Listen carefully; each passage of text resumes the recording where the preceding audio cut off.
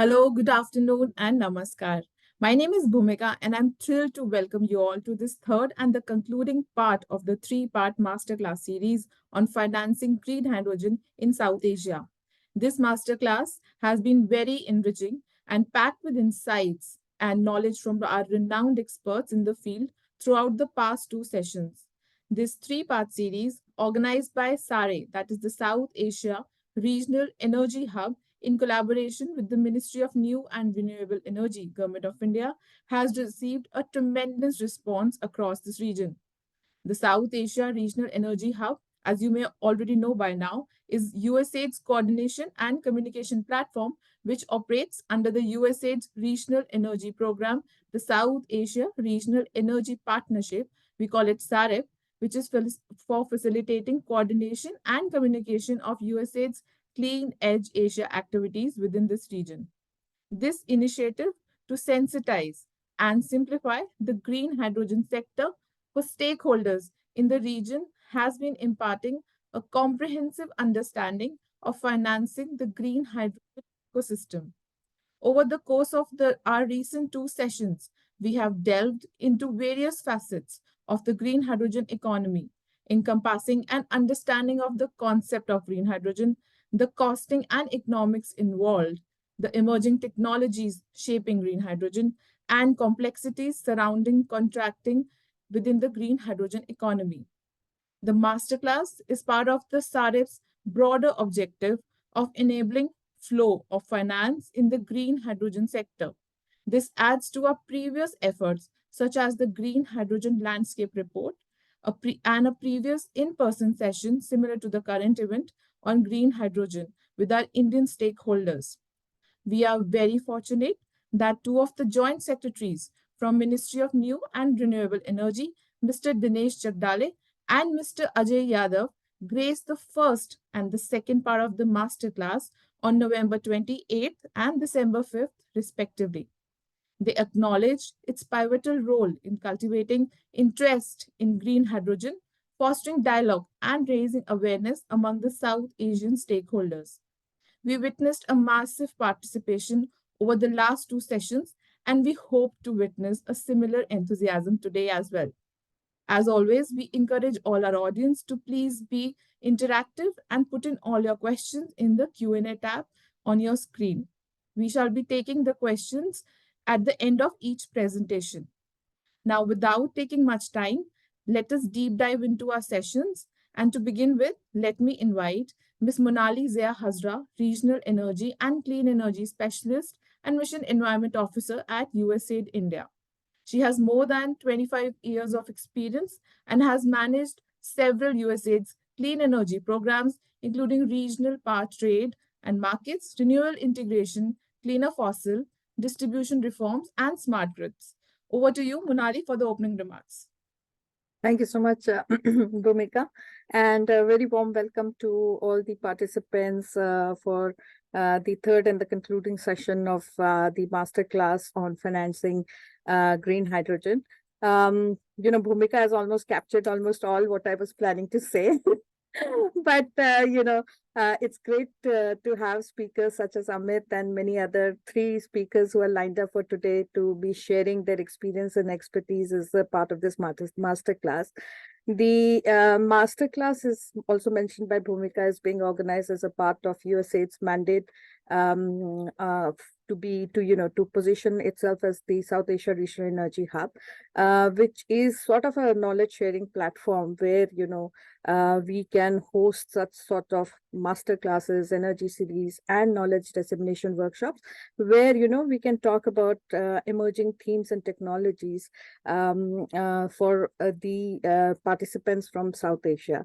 So this is green hydrogen is such an emerging theme, not only in India, but in almost all the other countries, which are in various phases. Some countries are in the process of preparing the hydrogen roadmap, such as Bhutan, and similarly, a lot of development has already happened in India. So this, the idea is also that such master classes and such platform would provide an opportunity for participants from different countries to learn from each other and also, share their experiences. So this is an endeavor towards that.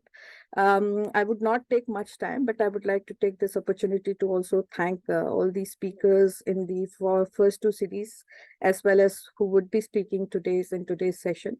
I would also like to thank MNRE because the hub, which is a part of the broader regional program called the South Asia Regional Energy Partnership, which is a bilateral program with the Government of India, Ministry of Power, as well as Ministry of New and Renewable Energy. And this particular masterclass is being organized through our partnership with the MNRE. So we have had both the joint secretaries also be part of this engagement. So very thankful to the ministries for their collaboration on this. And also, very thankful to all the participants who have taken time to join these various series.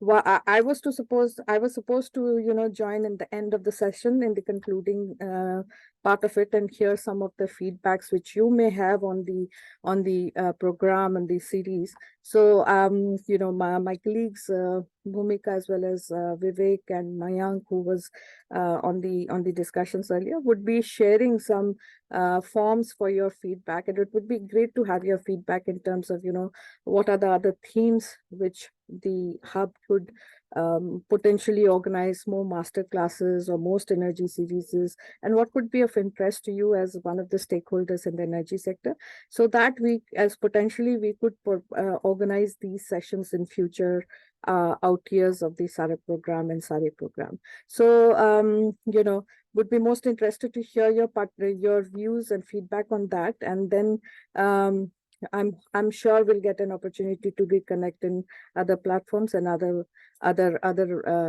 series and masterclass. So with that, let me thank you once again for joining us today, and also thank Amit, who's here, and others who would be speaking after him for being part of this endeavor.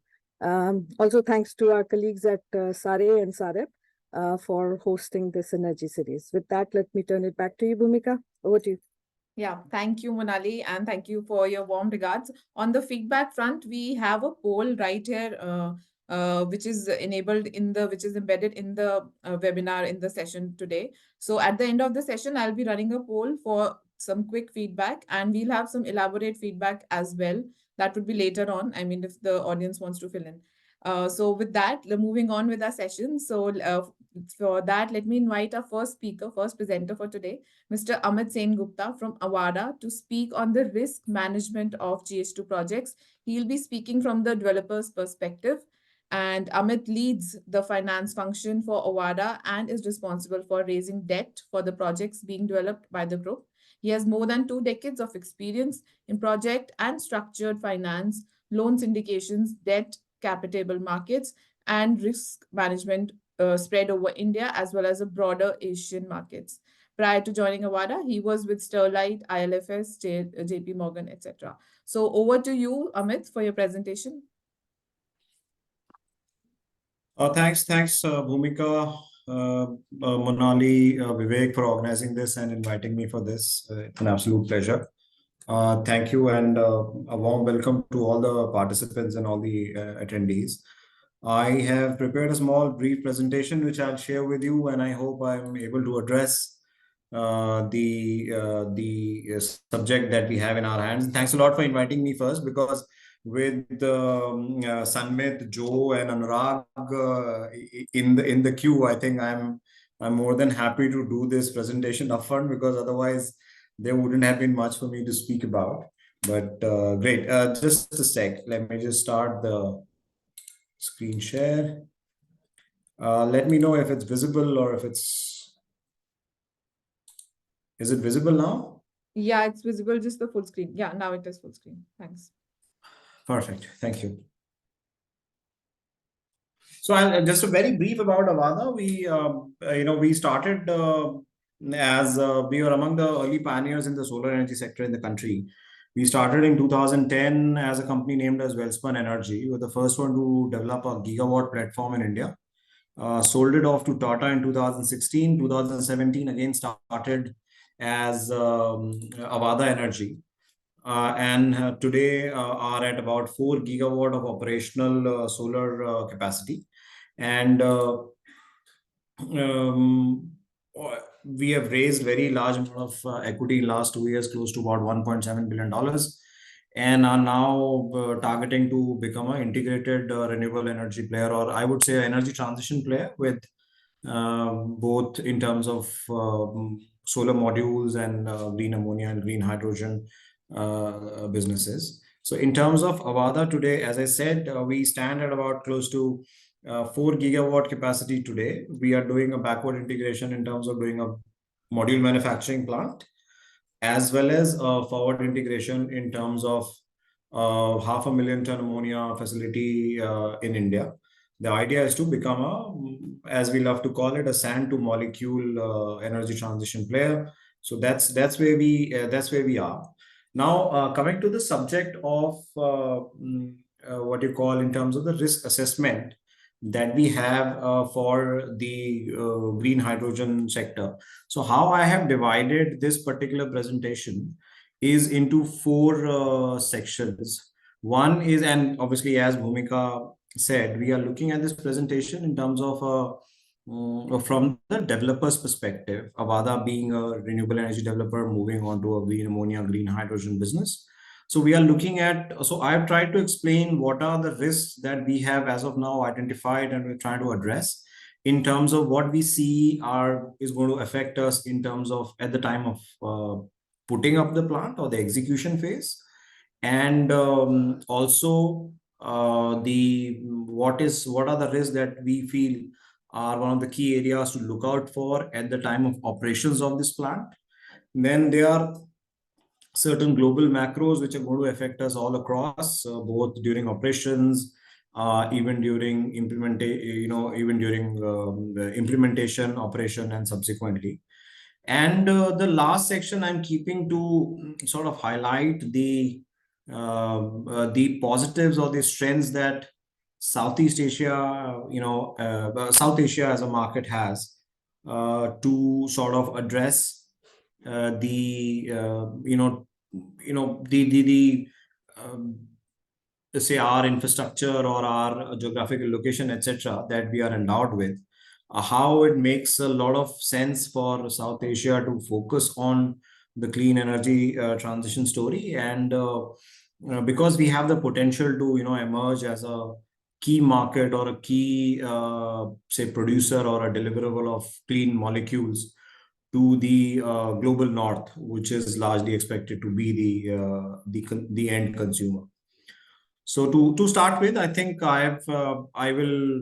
my presentation is largely made in bullet points, and I'll sort of elaborate on the specific bullet points, and happy to have the questions thereafter in the end as per the format agreed. So one of the key areas, I think, and the implementation period risk it's like a circular risk, to be very honest. I could have started with saying market risk is the topmost risk, or the financing risk is the corollary, but I had to give it a sequence, and therefore the sequence is what we have given here. So first is the first and foremost is the financing risk that we are looking at. Now, for a group like Avada, which has recently done a decent amount of equity raise, and the amount of interest that the energy transition area has, maybe equity is not a immediate challenge, but yes, if there are other players, and especially the say India as a large market has been able to attract a large amount of equity, but I think for the overall South Asian markets, raising equity, is also a major challenge, both in terms of what are the investor classes that are looking to invest in the sector, from sovereigns to financial institutions to say strategic players.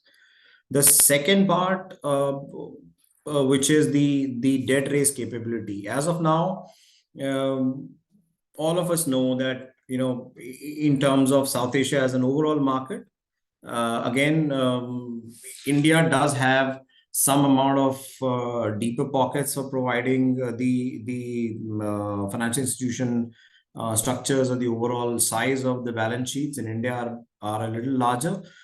So we can address to certain extent the availability of debt, but not the actual extent of the amount of money that we are going to require. So our estimate for a 500,000 ton ammonia plant, as of now, the preliminary estimates are close to 15,000 crores. We are looking at about $2 billion. Now, doing a $2 billion debt raise, both from the depth as well as the breadth of the financial market, wherein the amount of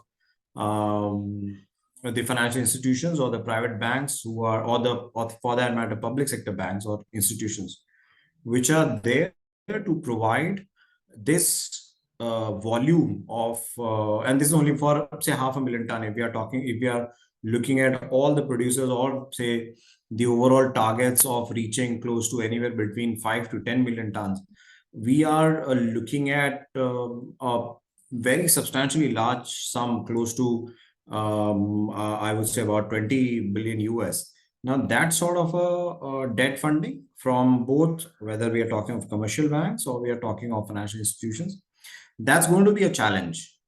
Now, and that challenge does not end only at the depth of the commercial banking sector. Also on the MTBs, etc., like the World Bank or the IFCs or the ADBs, when we are approaching them for concessional sort of project finance, or say developmental, project finance, there also the kind of due diligence, the kind of checks that these MTBs have in place, or the procurement guidelines that they have in place, for them to be addressed in a time-bound manner in a market, in a say a emerging or a developing market like South Asia, say India, Bangladesh, Bhutan, Nepal, that's going to take a substantial time. And given that the uh, window that we have, and these projects have longer gestation period, if we are going to further spend more time on actually tying up the financing for the projects, there are certain things that we risk, both in terms of the market, the market shaping up. If I am taking too much time, maybe because the technology is developing quite rapidly, I may have multiple risks apart from only financing. There are other risks that the project gets exposed to. So that's one part. Other than that, an overall risk in terms of, because when most of us are talking of selling the green hydrogen, green ammonia in the international markets, there is some amount of domestic consumption story also going on, but largely the objective is to sort of develop South Asia as an export hub for the green molecule. Now, there is a substantial amount of working capital that we would require for old world industries like petroleum, gas, etc. The market is well developed, very deep. Therefore, raising working capital for them is not very difficult. But for a completely new industry, with new benchmarks, with new standards coming in, I think working capital is also going to be a very large challenge. And we have to accordingly look at the financing mix that we are using in terms of the institution that we are using. Say for somebody in India, I would be very keen on having, say, a Exim Bank of India as a part of my overall financing strategy, because then they can help me in terms of the working capital.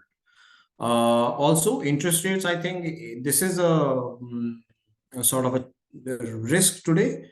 However, given that we are, all of us are more or less aligned to the fact that the global interest rates are at an high, we can look at going forward with obviously the signals coming from US as well, that we can, this is more or less the peak, and it is a matter of interpretation or assessment, but yeah, next 2 to 3 quarters, we can expect the interest rates come down. But given that the corporate capital commitments in these projects will be very large, interest rates risk is also going to be quite substantial, that a developer will have to keep in consideration while he's creating his his financing plan. Now coming down to technology risk again, both because these projects need round the clock power. Now, again, there are two aspects, two sort of technology challenges that we are looking at. What is the RE? What is the composition of the RE block we are planning to do? Would it be a pure solar, or is going to be a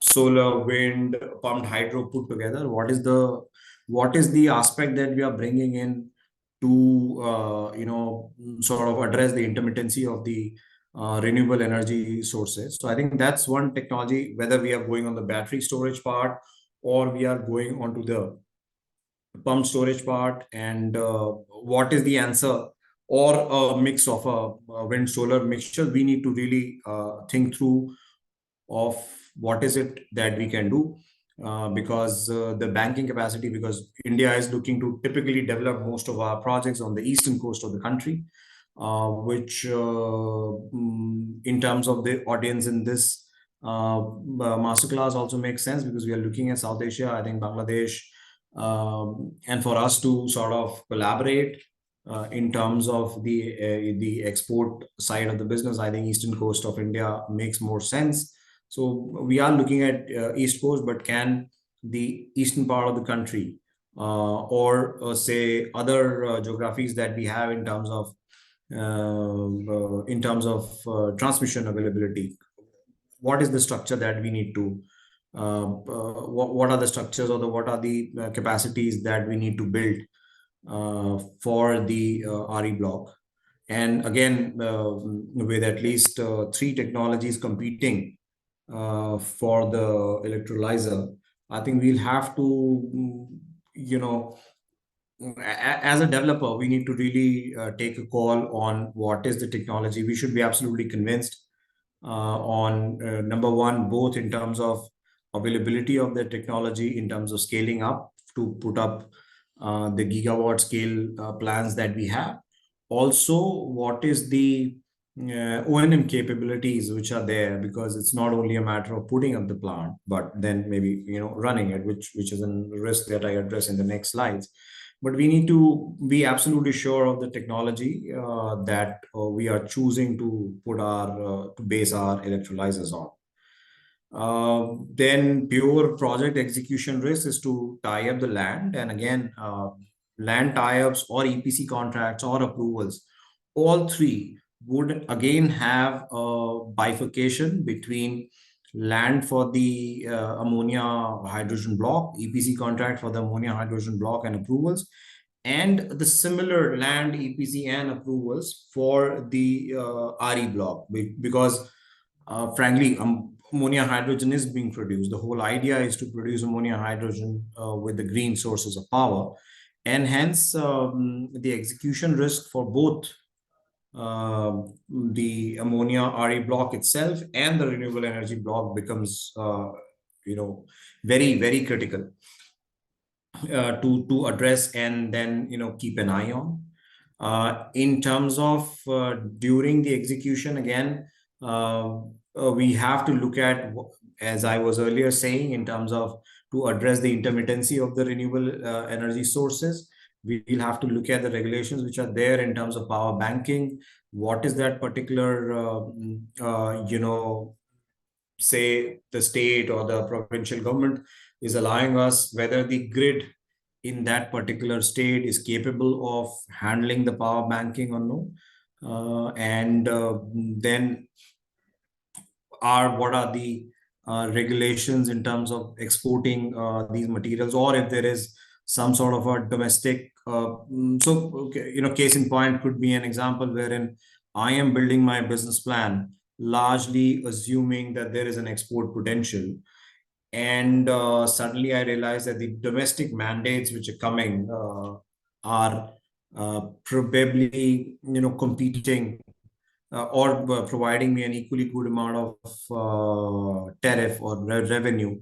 But suppose if we have already decided to put my plant in a special economic zone, on an export oriented zone, then for me it will be impossible to sell sell in the domestic markets. So these are the regulatory aspects that we need to be absolutely sure of before finalizing on what is going to be the location of the plant that we are putting up. The third is obviously, I think there is nothing, sort of I have to add in terms of this is the, this is the mother of all risks that all the green ammonia, green hydrogen developers are facing today, is in terms of the offtake risk. Despite all the best attempts and the conversation, we are still some time away in being able to pinpoint the quantum and the price at which the green ammonia, green hydrogen, which we propose to produce in South Asia, is going to be bought by the international market. Whether it is going to the end consumer, like a large utility or a mobility player in the global north, or we are talking of very large traders sitting in, say, key markets like either London or in Singapore, who are buying to trade in this particular molecule. But both these are, I believe, still some time away. And that's, I think it's a major risk which sort of is then and is obviously interlinked with all the risks that we addressed earlier, wherein if there is an offtake or a market risk, then financing becomes quite challenging, and depending on the money that I have assured and the money that financing that I can raise would then impact my technology selection and the execution of the project. So this, I am presenting it as a table here, but I think a circular risk wherein all of them are interrelated and impacting each other would also have been a apt representation of the risk that we face in terms of the implementation of the project. Frankly, this is my view. I'm sure I would have missed out on a few of them, which I'm sure, say, Anurag or Sanmet in the subsequent sessions are going to pick up. I will just move on to the operational risk that we are looking at.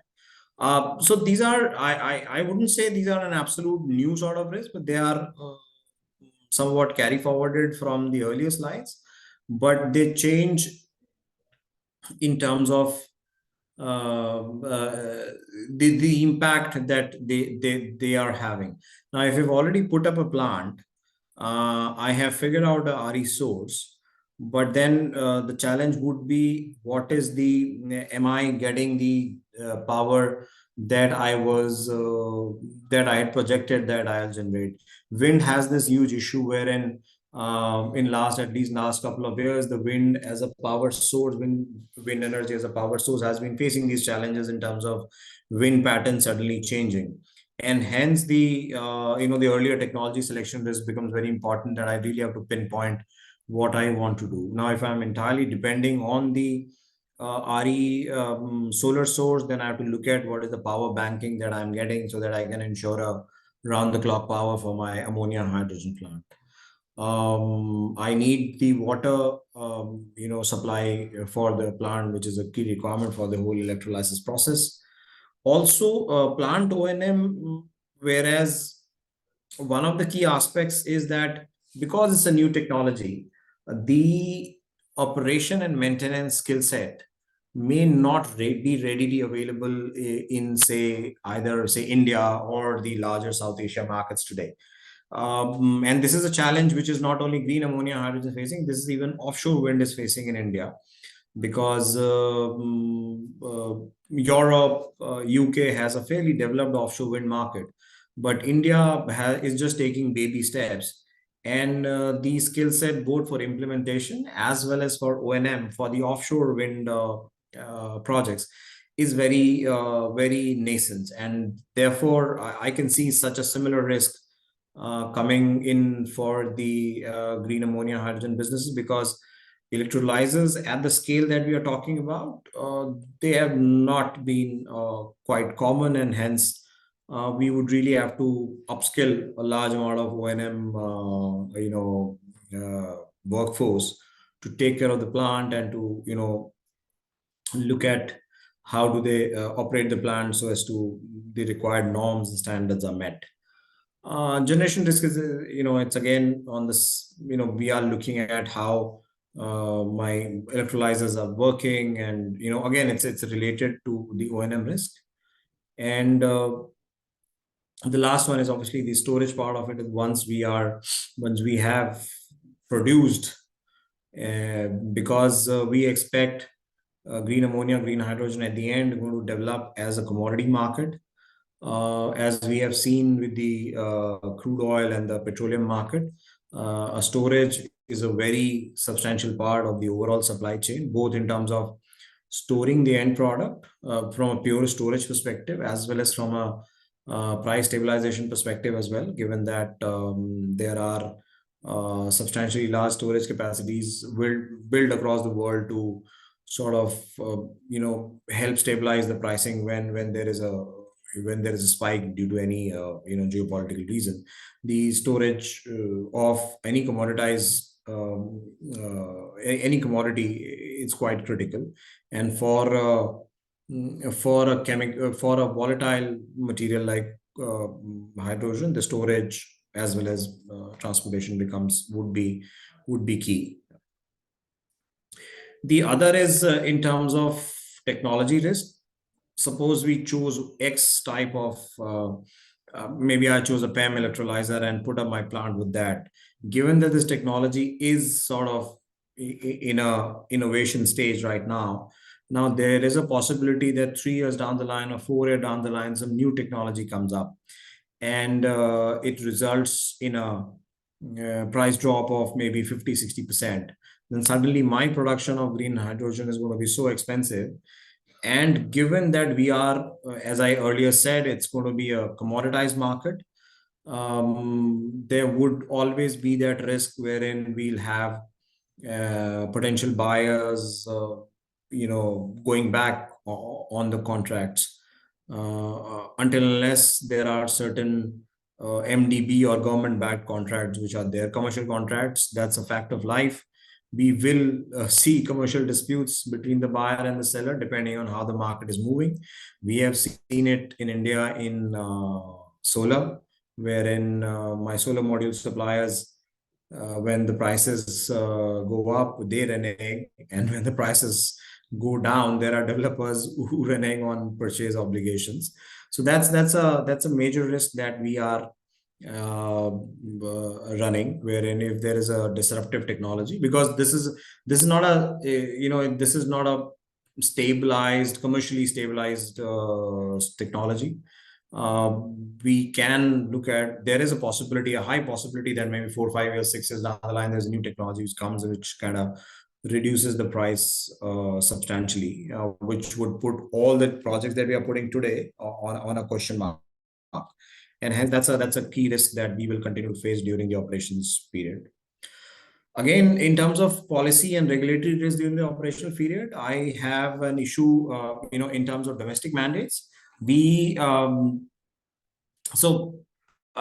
the entire green hydrogen, ecosystem in India is being developed on the basis and assuming that there is a subsidy program which is coming in Japan. We are looking at obviously other international markets, Europe, Germany, that they are going to be substantial buyers. Whereas we are looking at those export markets, but we are also looking at the domestic mandates for, say, the hard to abate sectors in India, the steel and chemicals to be the buyers. Now, if you typically see the way, and I take lessons from the way renewable energy sector developed in India, domestic mandates, RPOs, mandatory obligations, etc., they are good for 3, 4, 5 years, but then afterwards the market has to pick up. Now, while I'm creating a business structure, I'll have to be absolutely sure is that my business plan or my viability of my business cannot solely depend on a subsidy regime continuing for next 10, 15 years, and and if it's taken away, then my business is not able to sustain. So I think that's an ongoing risk. That's an ongoing risk that I'll have, and we will have to sort of engage on a continuous basis. And I think there USAID, SARE, these sort of organizations, GH2 and other, and with the help of MNRE, we'll have to get into this continuous engagement with the government entities, so that there are no sudden sort of changes in the regulatory regime, at least to give that stability for the basic payback periods for the projects to get over, whether it's for 6 years or 8 years or 10 years, I think. And therefore, to be honest, in South Asia, I think India has started that process. We are very thankful to the ministry here that they have started a very exhaustive consultation process in terms of how the projects should be structured and financed, and which is a tripartite discussion between ministry, Indian Banking Association, and the developers. And we in fact have a meeting today in MNRE to discuss how should we structure the financing. So I think, and this is a lesson, this is a learning, or these are the templates that I'm sure could be shared or could be exchanged with our partners in South Asia. And together we can create or try and create a block wherein we collaborate to become a green molecule exporter to the global north, Japan, Korea, Germany, Europe as a whole. Again, the financial risks are nothing very specific to the green ammonia or hydrogen sector. This is for any project. Whether I'm able to tie up the working capital for my continuous exports that I'm doing. Interest rate cycle and forex, as I said, interest rate cycle may not impact me that much, other than a little bit impact on my working capital. But forex is going to be a very substantial part, given that, again, we are looking at a commoditized, a commodity which is looking to export as this primary revenue generator. I think forex risk is going to be a very substantial risk that we'll have to be conscious of, and the developers are considering that, and spending a lot of time on how do we arrive at the dollar revenue structure, to understand what are the forex risk.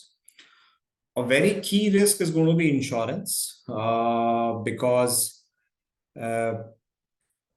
it's going to be a new industry to underwrite. So there are other industries today that they are templatized. Is much easier. For example, in a market like India, you can literally, other than I think power transmission, most of the other sectors can actually buy insurance policies. They are under tariffs, so they are literally over-the-counter products. But for a new industry which is coming, which would look at what is the market size, what is the potential available, I think the insurance risk will also be a very key risk that we'll have to address. Am I audible? It seems my video is kind of frozen. Great, thanks. I'll just try and switch off my video and switch it on in some time. So the third, then the final aspect, just give me a second. I think it's a...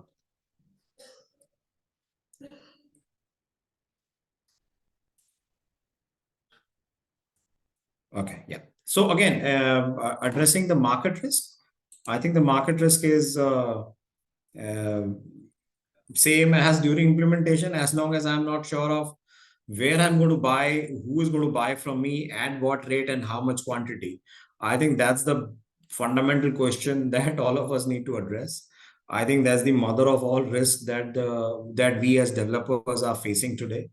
And therefore, all the conversations, whether we are having with the government in India or we are having with the global bodies or saying organizations like GH2 or the conversation that we as an organization had on the sidelines of COP in Dubai. I think the entire conversations around how do we arrive at that market, whether that market is giving us a 5-year contract or a 2-year contract or a 10-year contract, at least some numbers that can be frozen, and then the entire cycle can start from financing to structuring the contracts, etc. So I think and that is going to be an ongoing risk.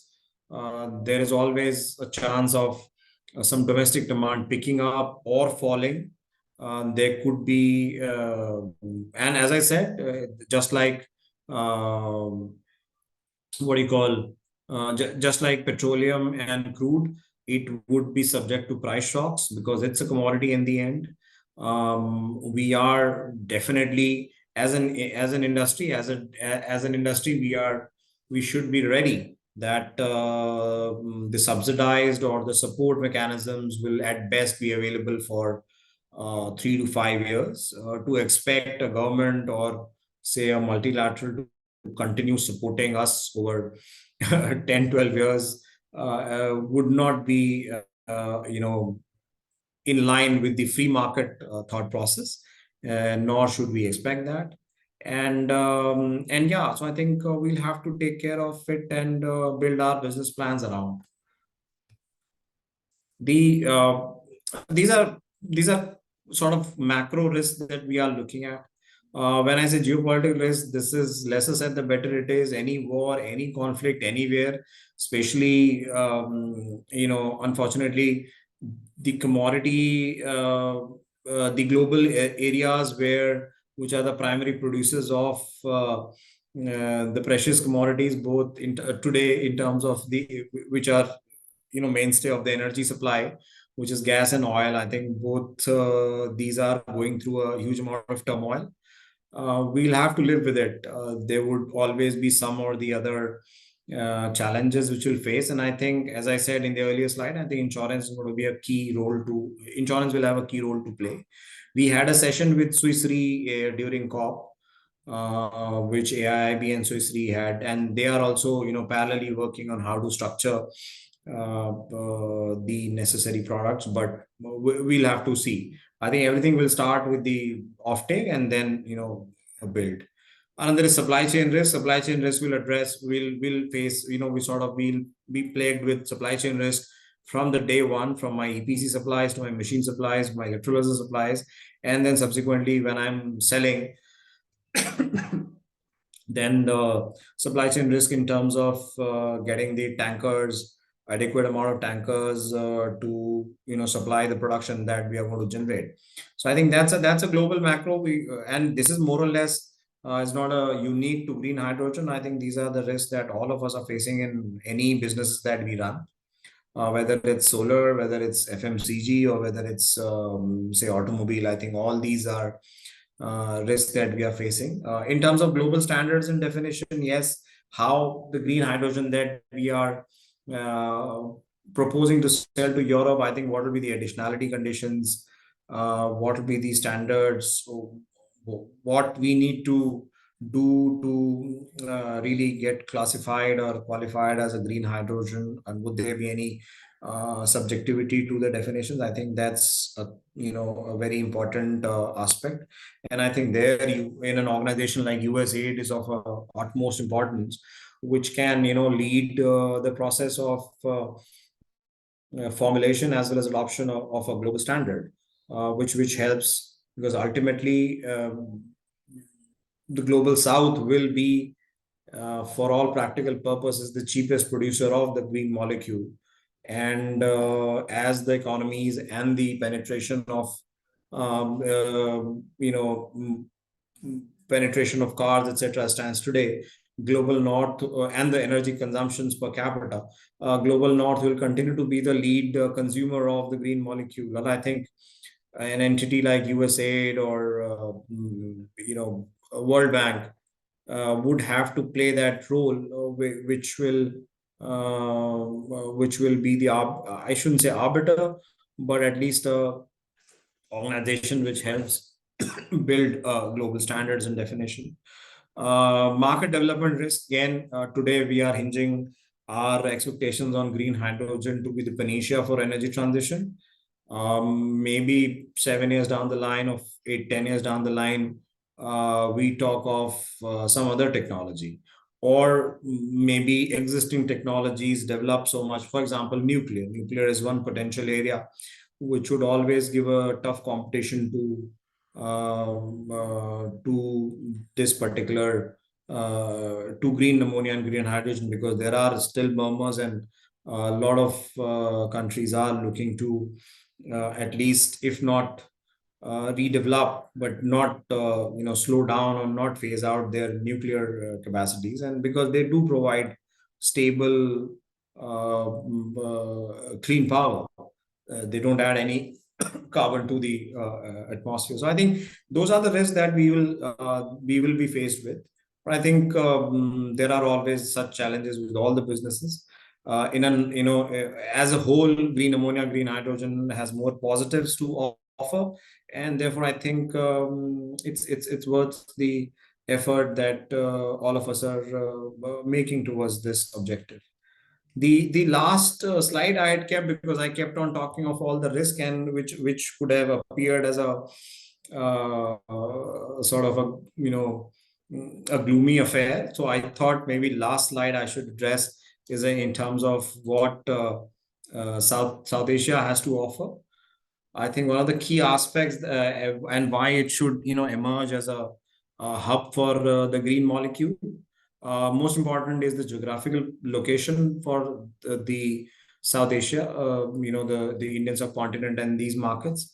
We are more or less equidistant from the two large markets for the green molecule, say the Korea and Japan, as well as Germany and Europe. So I think in terms of the shipping times, I think we are equidistant, and that's a huge advantage.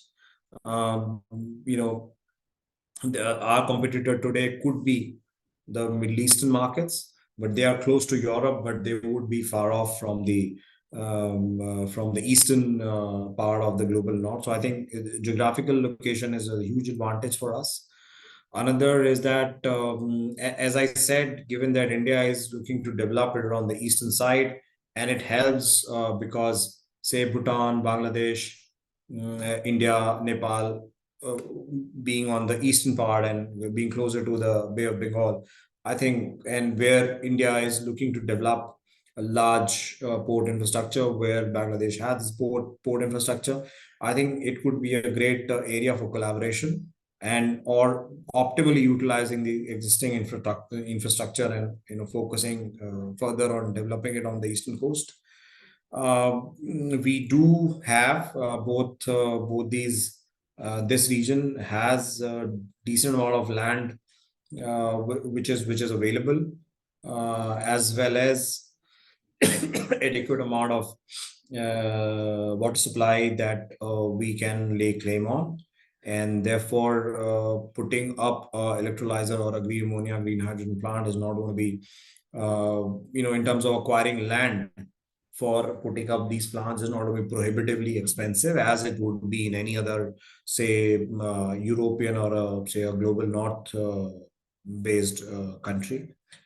Another is, thankfully, the renewable energy capacity that we have in this region, both in terms of solar, say the solar capacity that India has been building, the hydro capacity that Bhutan and Nepal can contribute, and both the fourth and the fifth one, and the grid infrastructure, sort of a regional connectivity that these four countries, there are already existing grid networks between India and Bangladesh, India and Nepal, India and Bhutan.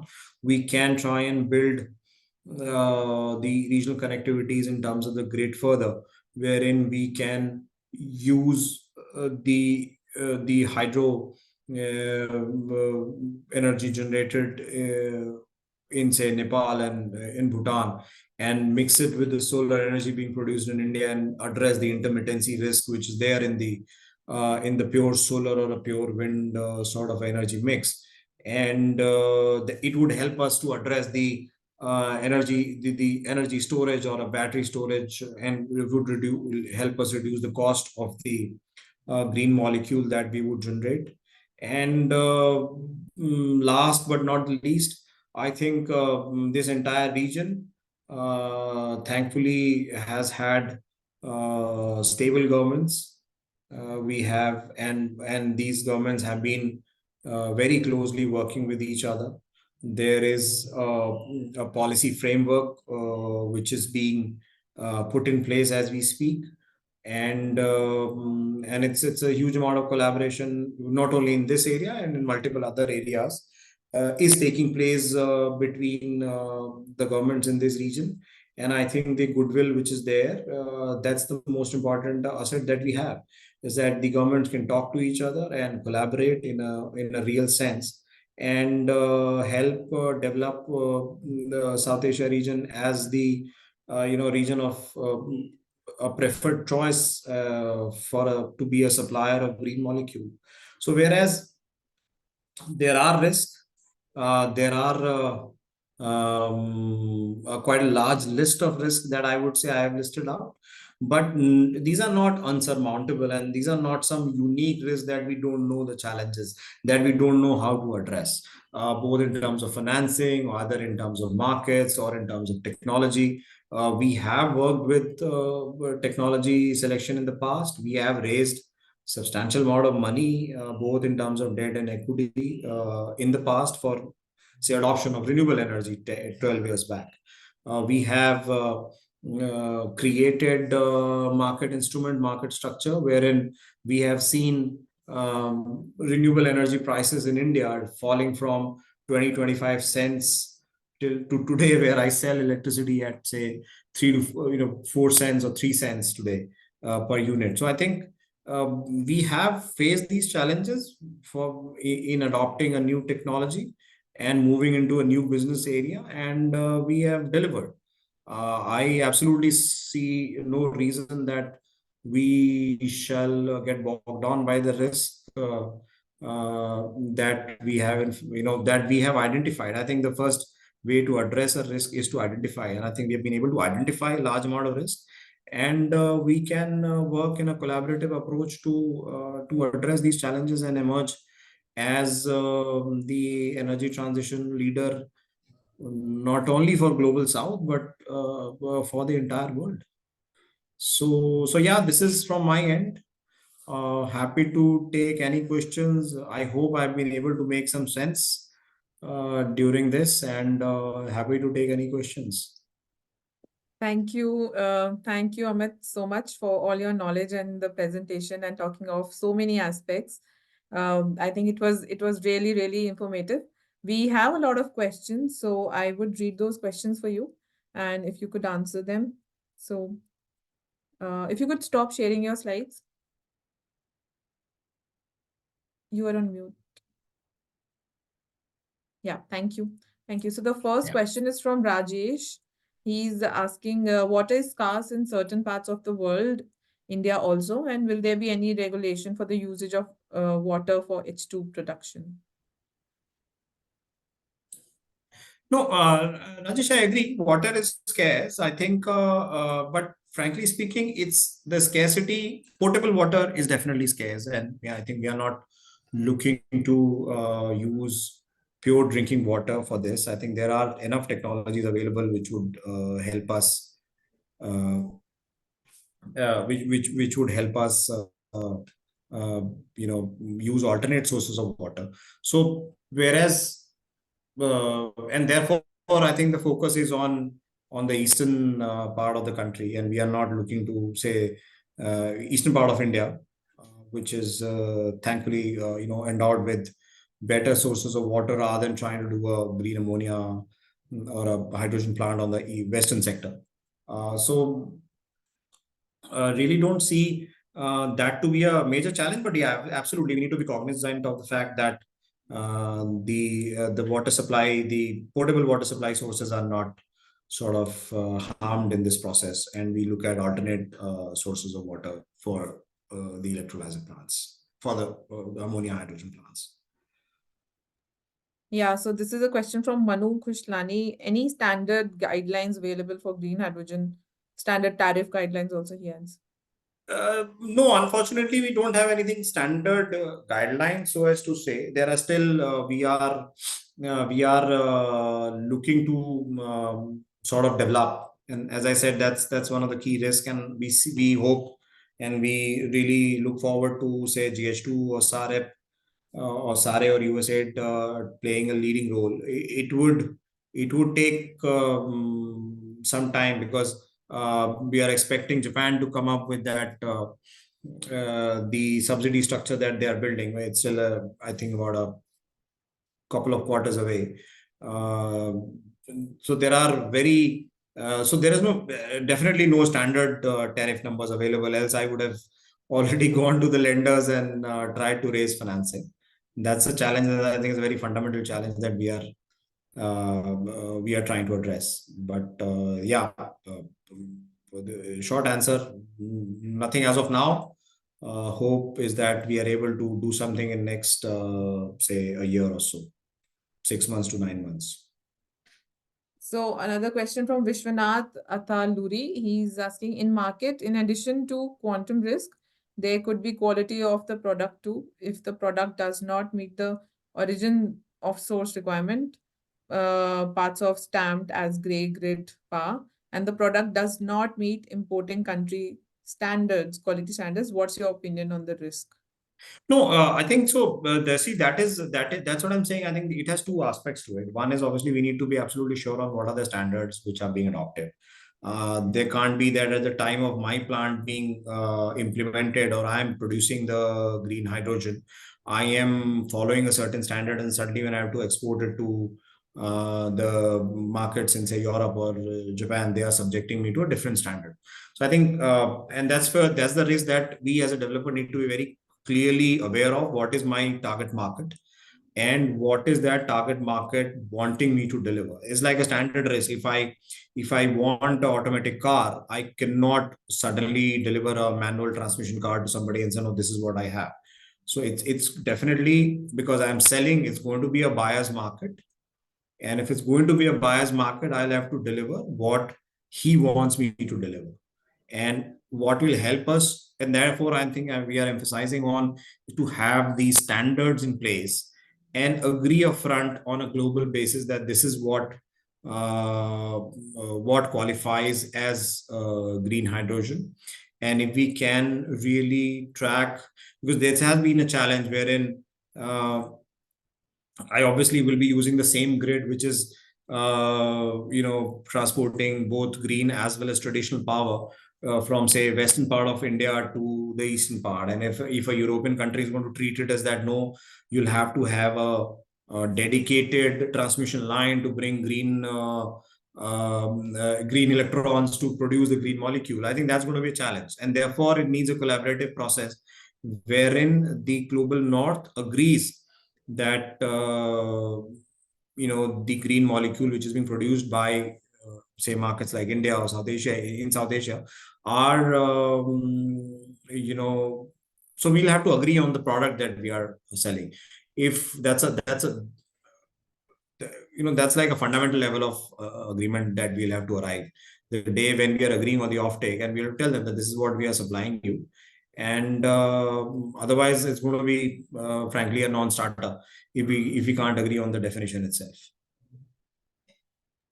Thank you.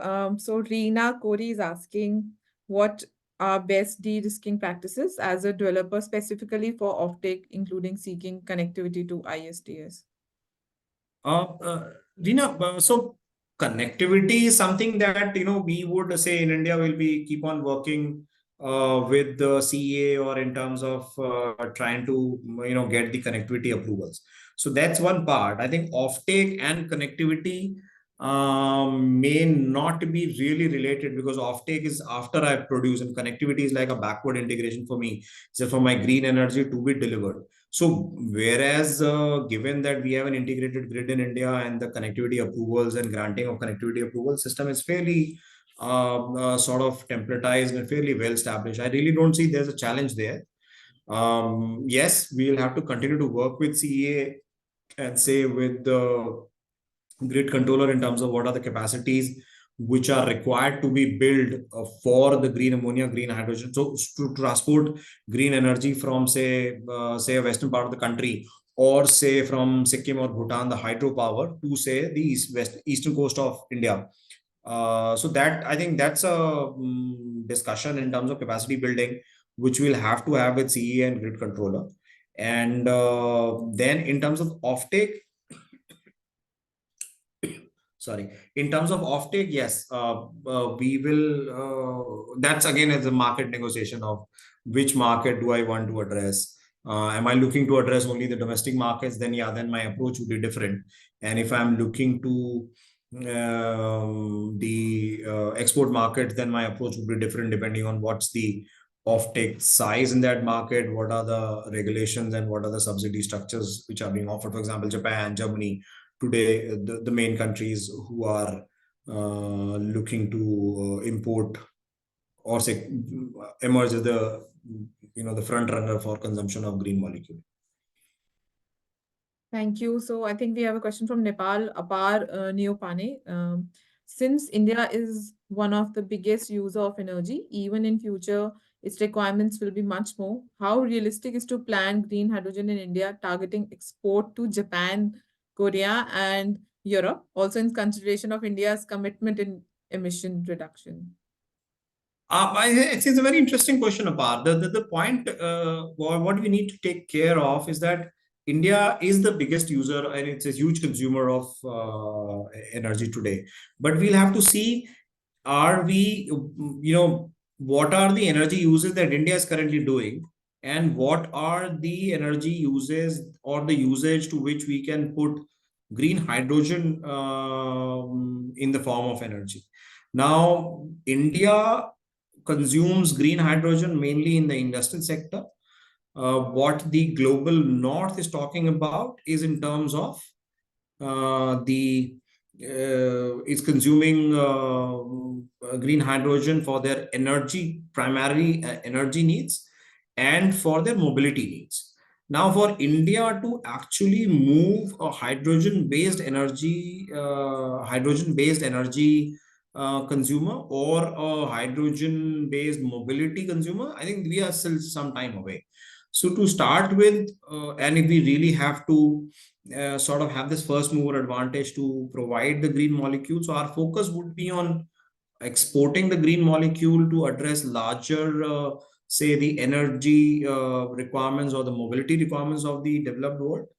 And subsequently, when say our economy size really grows and we start using green hydrogen as a mobility fuel or a energy fuel, I think then we would start focusing. But I think the first stage for India in terms of our meeting our own energy needs is to address to build a structure of a hybrid solar wind as well as backed with some sort of a energy storage in terms of pumped hydro, etc., to meet the energy consumption demand that we have in India. And then, so gradually, I think it's going to be like a 10-year, 15-year process where we are exporters. And then subsequently, then we start, consuming in right quantities and in right earnest. Okay, so another question from Ellen Vimuri. I think he's asking, sir, for export market, which currency denomination should be more suitable in case of India? And he also is asking, do you suggest separate commodity exchange? I would love to have INR trading, but to be honest, I think we will look at US dollars.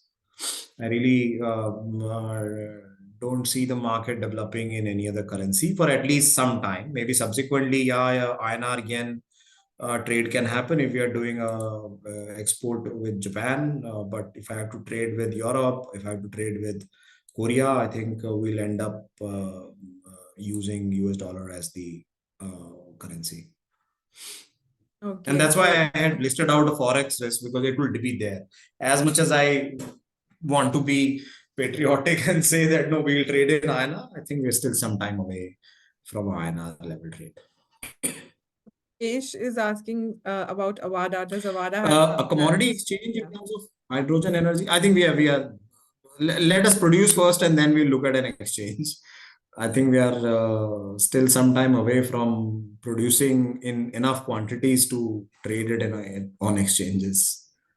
So it's a good idea. We should consider it, but it will. Yeah. So Pravesh is asking, does Avada have any plans to manufacture electrolyzers? Uh, uh, I can only address it. Yeah, we are contemplating. I can't uh, confirm anything on this right now. Okay, so we'll take one last question from Sampad Hota. Does volume of H2 consumption has an impact on GH2 price produced by any user? If so, any metrics for correlation? No, volume. See, at the end, as I said, it's going to be a commodity market, and because it's a commodity market, the volume of consumption will have impact on the pricing. Unfortunately, we don't have any matrix today. As I said, we are still trying to figure out at what value, who wants to buy, at what price, what volume. So I think it's an iterative process. It's going to take some time before we have a little more structured, sort of matrices available where we get, um, such compare some such sort of market comparatives or reliable comparatives to rely on. Okay, I think that's it for the question answer session. And thank you so much again, Amit, for your insightful presentation and sharing all your knowledge. And I'm sure the audience has benefited a lot from all the questions you have answered. And we look forward to having you for many more upcoming events. Thank you again so much. With this, Thanks a lot, Bhumika. I think my video kept on playing some issues, but no, it was an absolute pleasure. I think very interesting questions. I will note down the question, and maybe I'll ask my technology team to review them and maybe give us some more answers if I can add on here. An absolute pleasure. Thanks a lot, and I look forward to hearing Anurag and Sanmit in the next part of the masterclass. Thanks a lot. sh- sure. Thank you, Amit. So we will have the questions listed and we'll send it across to you so that Perfect. you can Perfect. answer. Yeah. It'll be great. Thank you. Thanks a lot. Thank you, everybody. Thank you for bearing with us, my rambling, and I hope I made some sense. Thank you. Thank you so much, Amit. So with this, we now move on to our next presentation from Anurag Mishra, who's the Senior Energy Sector Lead at Green Climate Fund. He has sent us a recording presentation and recording a video of the presentation, and he'll be talking of risk management of our GH2 projects, but from the investor's perspective. So allow me some time to just play the video.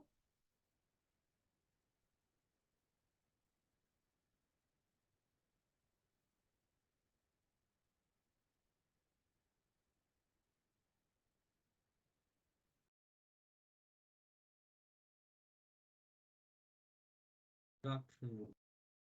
My name is Anurag Mishra. I'm the Senior Renewable Energy Specialist at Climate Fund.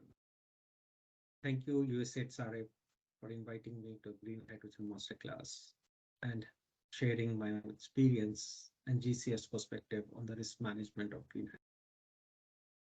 Let me kickstart my presentation quickly by giving a very brief overview of the Green Climate Fund. As you know, this is the fund which is established under the UNFCCC to provide support for countries to take climate action. It's a country-driven program and fund which supports countries in preparing for climate action. It's an open partnership organization where we work with 200 plus accredited entities and delivery partners to design and implement projects on the ground.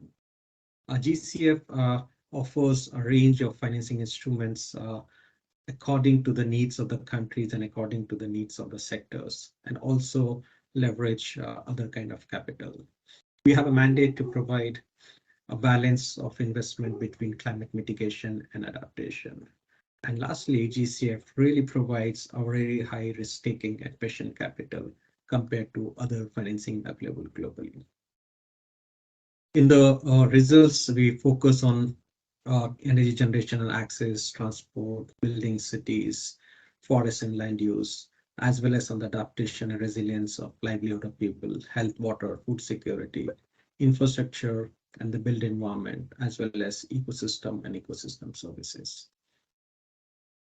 We are driving this change by establishing the enabling environment for new climate solutions, catalyzing innovation, de-risking and mobilizing finance at scale, and then also strengthening the national financial institutions to drive adoption of these climate solutions.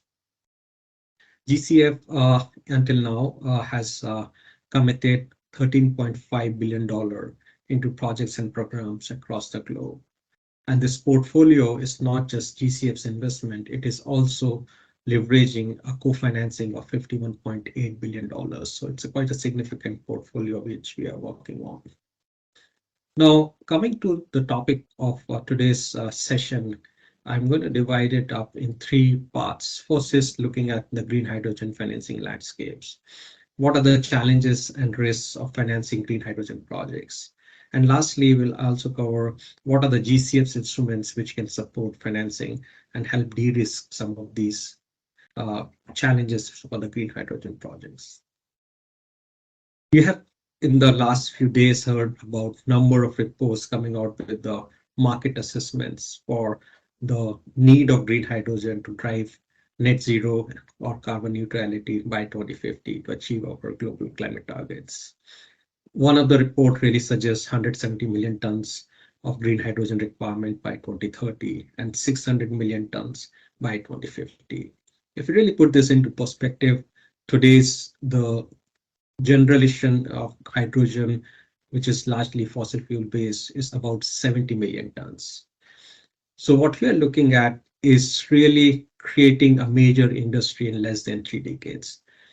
We're also working in an industrial setup or a setup where the value chain is still very nascent. And the third challenge is we are going to replace this green hydrogen, the gray hydrogen with green hydrogen, whereas the conventional hydrogen, which is the gray hydrogen, is much cheaper compared to green hydrogen, and it does not really reflect the climate impact.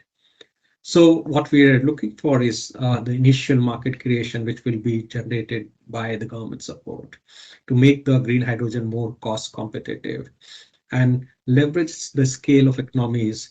And by putting carbon taxes on the conventional hydrogen, the gray hydrogen market can be created.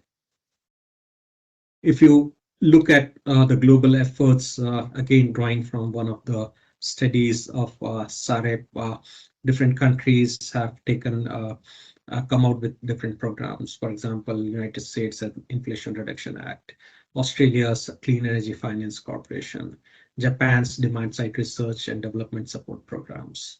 But if you see them in different buckets, what these countries are trying to do is to use push and pull tactics.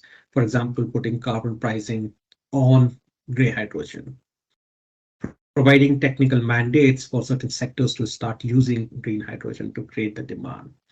The support schemes with regard to tax rebates and other kind of grant supports to drive the initial market creation for this. And then there are efforts with regard to research and development and also establishing the certification schemes for green hydrogen. Now, if you look at what are the unique challenges to financing green hydrogen, the first of all, look at the whole value chain. It really starts from the manufacturing of upstream and downstream equipments. Then in the middle, you have renewable energy generation, which is largely the cost of green hydrogen. Then hydrogen production, storage, transportation, and the whole infrastructure in between. And in some cases, we're also using green hydrogen to generate green ammonia and other kind of derivatives for depending on the end uses. And this value chain is still evolving, as I mentioned. It's a very nascent market. And the challenges it is facing for really establishing all of these projects is the lack of visibility of demand. There are regulations which are still evolving in most of the countries. There are supply chain constraints with regard to the equipments and other infrastructure needed for the green hydrogen projects to be successful. So what we really need is a varying risk appetites to look at these challenges, and the institutions are not yet ready to understand and take those risks. And clean hydrogen projects also have a lot of risks, pre-construction offtake risks, and that's where most of the concerns are coming from the investors and the financial institutions. So let's today talk about the three major risks, which are very common in most of the emerging markets for green hydrogen. The first one is offtake risk, which include both price and the volume of green hydrogen. Second is the interface risk, and the third one is the certification risk. So now let's take them one by one. So the offtake risk, we are looking at uh, a guarantee of the volume of green hydrogen being taken by the off-takers as these projects get established. But not the volume, but also at a price which we are agreeing right up front. As we understand, the cost of green hydrogen is expected to go down over the years, which means the initial investments which are made by different parties would be at a risk if the off-taker decide not to honor those contracts. And also, most of the off-takers are also not willing to go into long-term contracts because they really see that they don't want to tie up into high costs right up front. So to address these kind of a risk, there are certain options which we can look at. One is the off-taker itself participate into these projects through a equity participation, or we make these contracts which are very strong in terms of establishing the fixed price and volume, and have a termination protections so that that kind of a risk is covered for the investors. The second option is to look into the contract for difference mechanism, either supported by governments or the third parties, to bridge the gap between the price of the green hydrogen and the gray hydrogen. And this will allow us to really work on a variable pricing for off-takers over the time of the projects. And then there can also be financing, which can be more shorter term and shorter offtake projects, and it can be refinanced over the time when the market condition improves. The second interface risk is the combination of different technologies and also a range of players which will be involved in implementing or even operating these kind of technologies. And that's one risk because at this stage, the ecosystem, the entities which have experience in all these technologies combined is very little.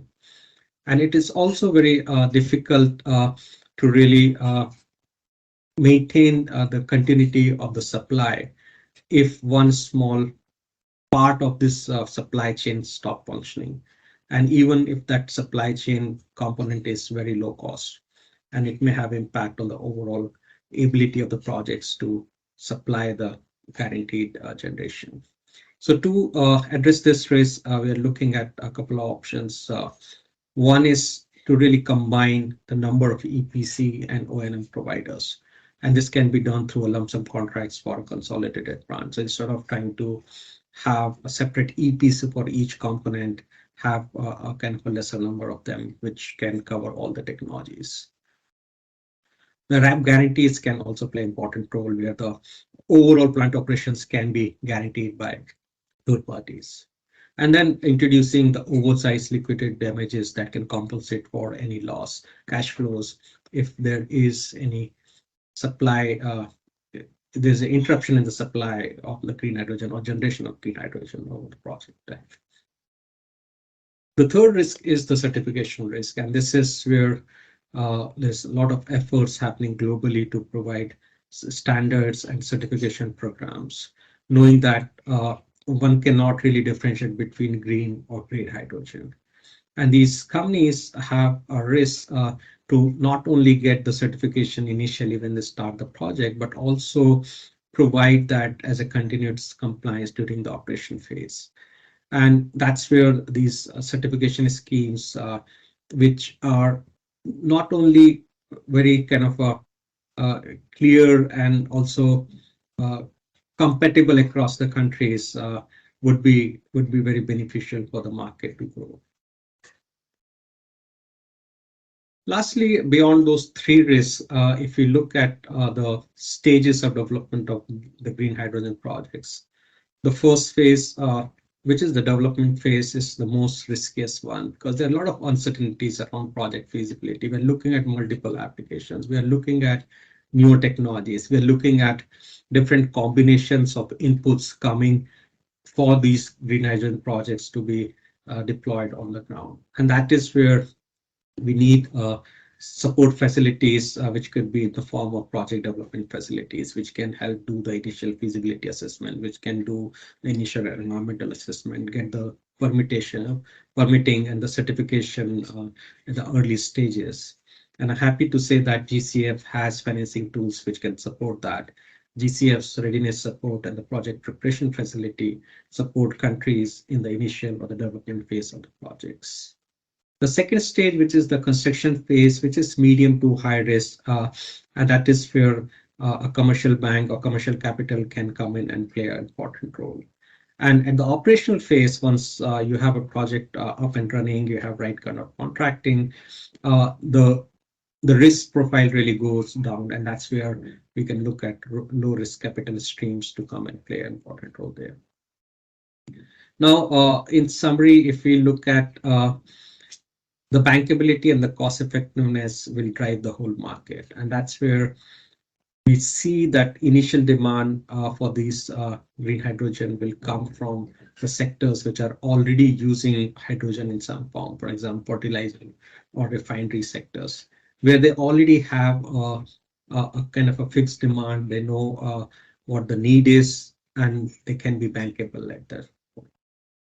The second is the sectors which can have some kind of predictable demand where, for example, public transport, the amount of running the buses or trains will have in a day, and the volume of green hydrogen required to serve that need, which has like fixed schedule transport. And then some of the clean energy projects wherein the variability can be managed by using green hydrogen, and it can make some of the clean energy projects more cost effective compared to the other storage solutions which are available on the ground. Beyond that, some of the other things which can drive the market demand are the mandates and also the need for or the demand for green products. And some of the sectors which can follow the initial investments are aviation, shipping, heavy transport. And I'm sure you have seen this report, which was from SAREC, released early this year, also shows very similar trends. So it's kind of it reinforces the thought process or the assessment done globally is very well relevant for South Asia as well. So this is my last slide, capturing what are the different financing instruments GCF has and what they can do for at least addressing some of these risks. I mentioned this initial project preparatory support facility, which can be in the form of grants, can help countries to do the initial feasibility assessments for different kind of projects and applications. Going forward, we can also help with project preparation facility, which gets into little more details of the projects, doing the real technology assessments and all. And that is where we can access grants or equity or repayable kind of grants for that kind of one. And the last one is the simplified approval process of GCF, which can provide up to $25 million. It can be in any GCF financial product of equity, loan, finance. And this is where some of the initial project pilots can be supported through GCF financing. So that's kind of a summary of what we have and our perspective on the green hydrogen and the risk involved in expanding the market for this. I'd like to thank again USAID for this opportunity, and thank you again for your patience listening. Over.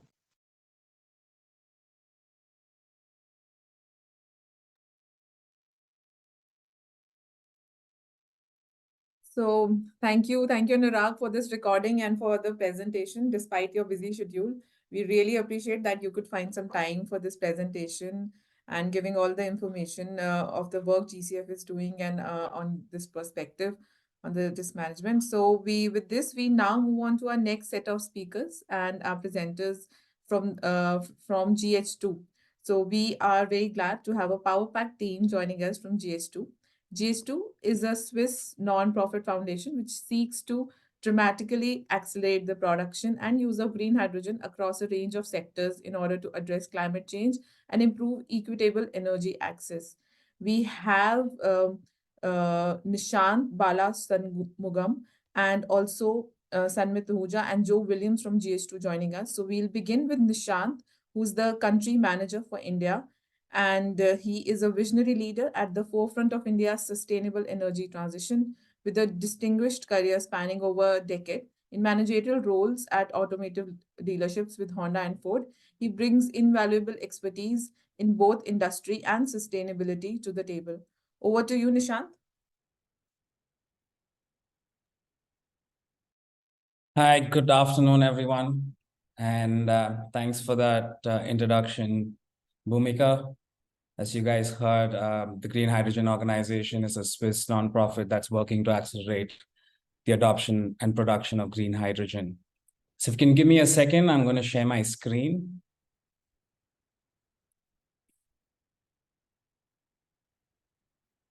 Is my screen visible? Yes, perfectly. Okay, fantastic. So we are headquartered out of Switzerland, and that's our logo there on the left top corner.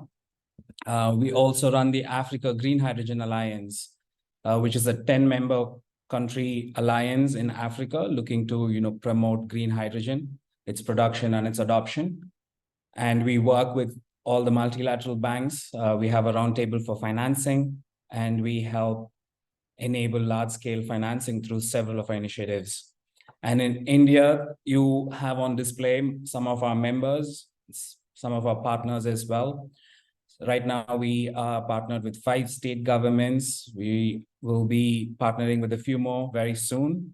Amongst our corporate members, we have Adani, Acme, Renew, Avada, Proclaim, and Fortescue. And we have the Clean Ganga mission supporting us as well, including Bharatya, that's helping to accelerate technologies. And you also see the Hydrogen Association of India, who recently became a strategic partner for us. So like I mentioned, through our several initiatives, we help these state governments, and I will talk about our initiatives as we go further. We've been in India over the last 12 months, slowly building up our presence and our team here. We are very grateful for the support that the G20, the MNRE, and several other government bodies have given us and recognized us for the work we do. So this is one of our initiatives, which is the Planning for Climate Commission. And through this, what we've achieved, what we aim to do is we want to fast track permitting and regulatory approvals for green hydrogen, but also for the larger renewable energy space as well. So with regards to this, we've built a 9-point plan for fast and fair permitting, which was launched in the New York Climate Week earlier this year. And we hope several other governments can adopt and use this as a model to fast track these permits and regulatory approvals so that we can expedite all of these renewable energy projects we have. This is something I hinted to a little bit earlier, our roundtable of developmental finance institutions. We've been doing this for over 16 to 18 months now. And one of our latest programs, which was called the Climate and Energy Transition Finance Program, is something that has built on all of these papers and efforts we've done previously. And my colleague, Mr. Sanmit Ahuja, will talk more about it later. So my biggest piece here today is the green hydrogen standard. So you've seen Mr. Anurag and even Amit allude to having certifications and standards in green hydrogen. And for those of you who are quite new to the space, hydrogen is quite indistinguishable. So you need to know how your hydrogen was produced. If not, there is no reason why we are doing this, because gray hydrogen has a lot of carbon emissions, and that's why we are all looking at green hydrogen. And we need to ensure that the hydrogen that we consume is actually green. So how can developers and the larger ecosystem benefit from a certification mechanism? Is as a developer, this will help you, get your government approvals and also your subsidies. The MNRE has already, given a prerequisite that you need to qualify against the Indian green hydrogen standard for you to be able to take these subsidies that the government is offering. This will help you sign your offtake agreements as well, and of course to secure your financing. So further, if you adhere to any kind of standard, this will strongly influence pricing and your export opportunities. And customers and consumers want hydrogen that is close to zero emissions and projects that can contribute to sustainable development. So what we've gone ahead and done in the green hydrogen standard is, before we certify a project for its green hydrogen that's being produced, we will look at the sustainability angle of the project. We will ensure that there has been proper community engagement, proper water use. You're not exploiting water resources that could have been used for other purposes. We ensure that there's proper land use. You've not displaced other industries or farmers for you to build your green hydrogen projects. So that's one prerequisite we have in our green hydrogen standard. And ultimately, any project that adheres to this will be licensed to use the GH2 label on it. And these certificates are also available for green ammonia. And right now we are running 6 pilots across the world, and these certification programs are quite intensive and they have to take place over a period of time. So this is something our chair, His Excellency Malcolm Turnbull, has said. So it is very important for us to have transparency so that investors and stakeholders know what green hydrogen, what kind of hydrogen they are buying. So let me go into some of the other details of the green hydrogen standard. The logo you see above on top is our logo for the standard. So we have a modular approach so that we can cover different hydrogen projects and applications. Now, when you look at the standards landscape, I think my colleague Joe, who comes in after me, will speak a little bit more on what the EU is doing and what the US is doing. But you will realize that across all of these geographies, different governments have set different standards.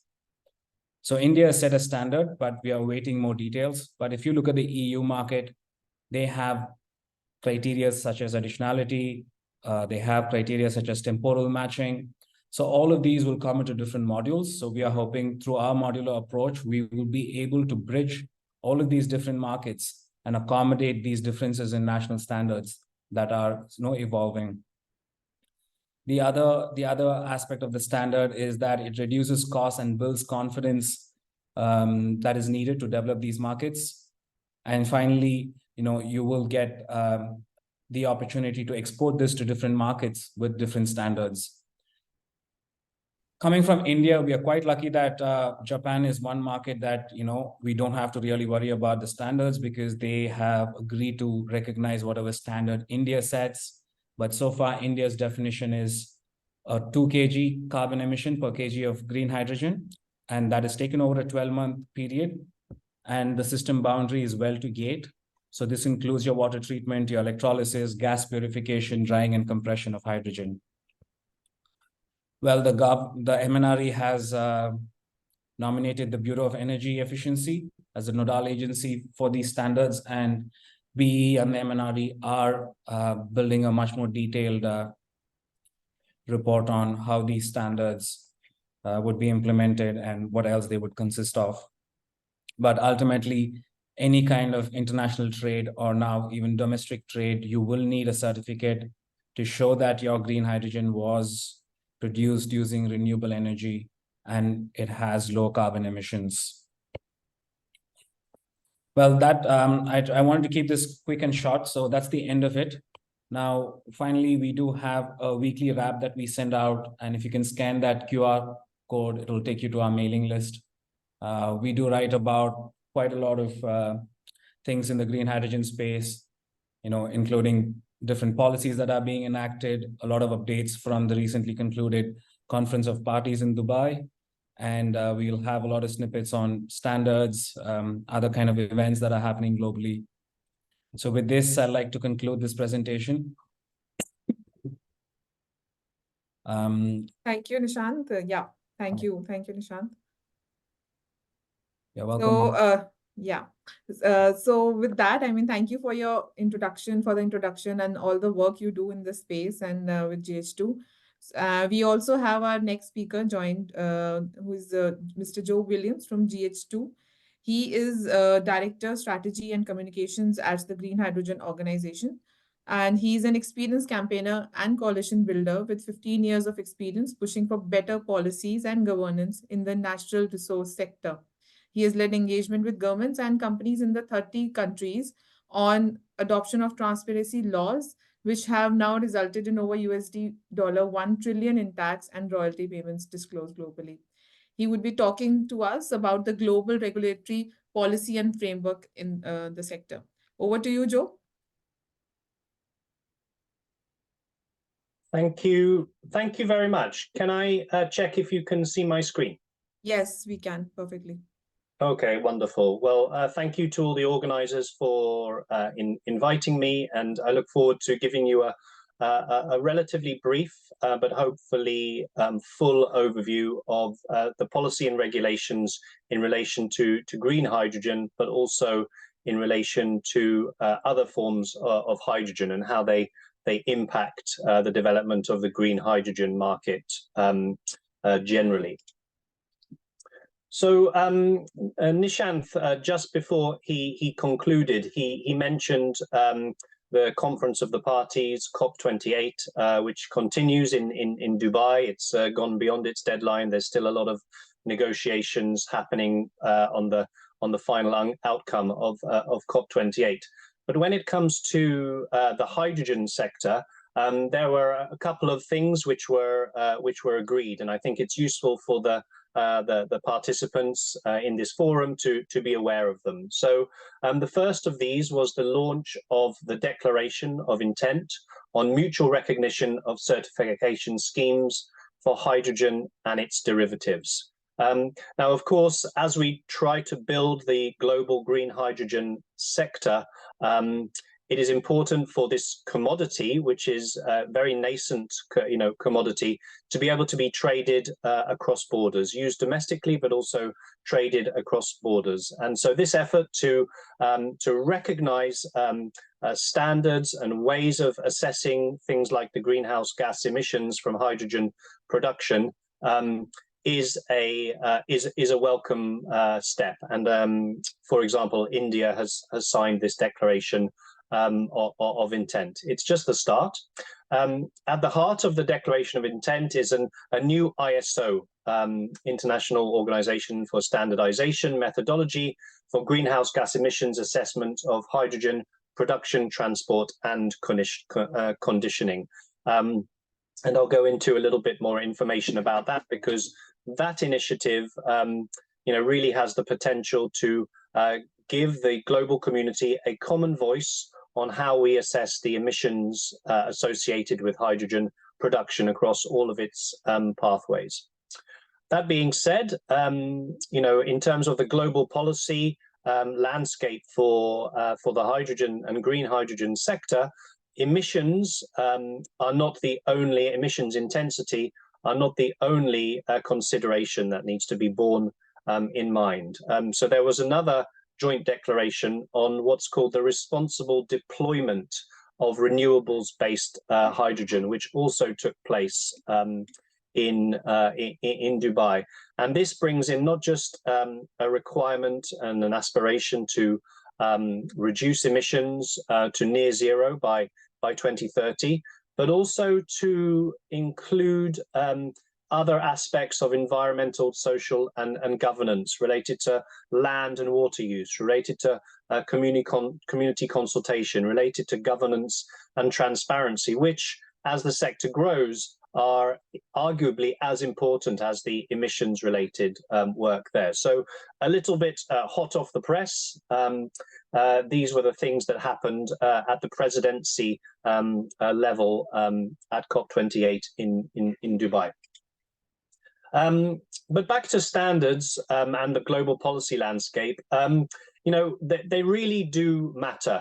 You know, as many of us know, the world consumes around 100 million tons of fossil-based hydrogen, mainly from coal and from SMR fossil gas processes. And this is a major emissions problem at the moment, putting into the atmosphere about 1.3 gigatons of CO2 equivalent a year. So we really need to move that forward. And although blue hydrogen is touted as a potential solution in different regions around the world, if we only relied on blue hydrogen from natural gas, then emissions, according to the International Energy Agency, would actually rise by 46% by 2050. Because of the amount of emissions it takes to lose them.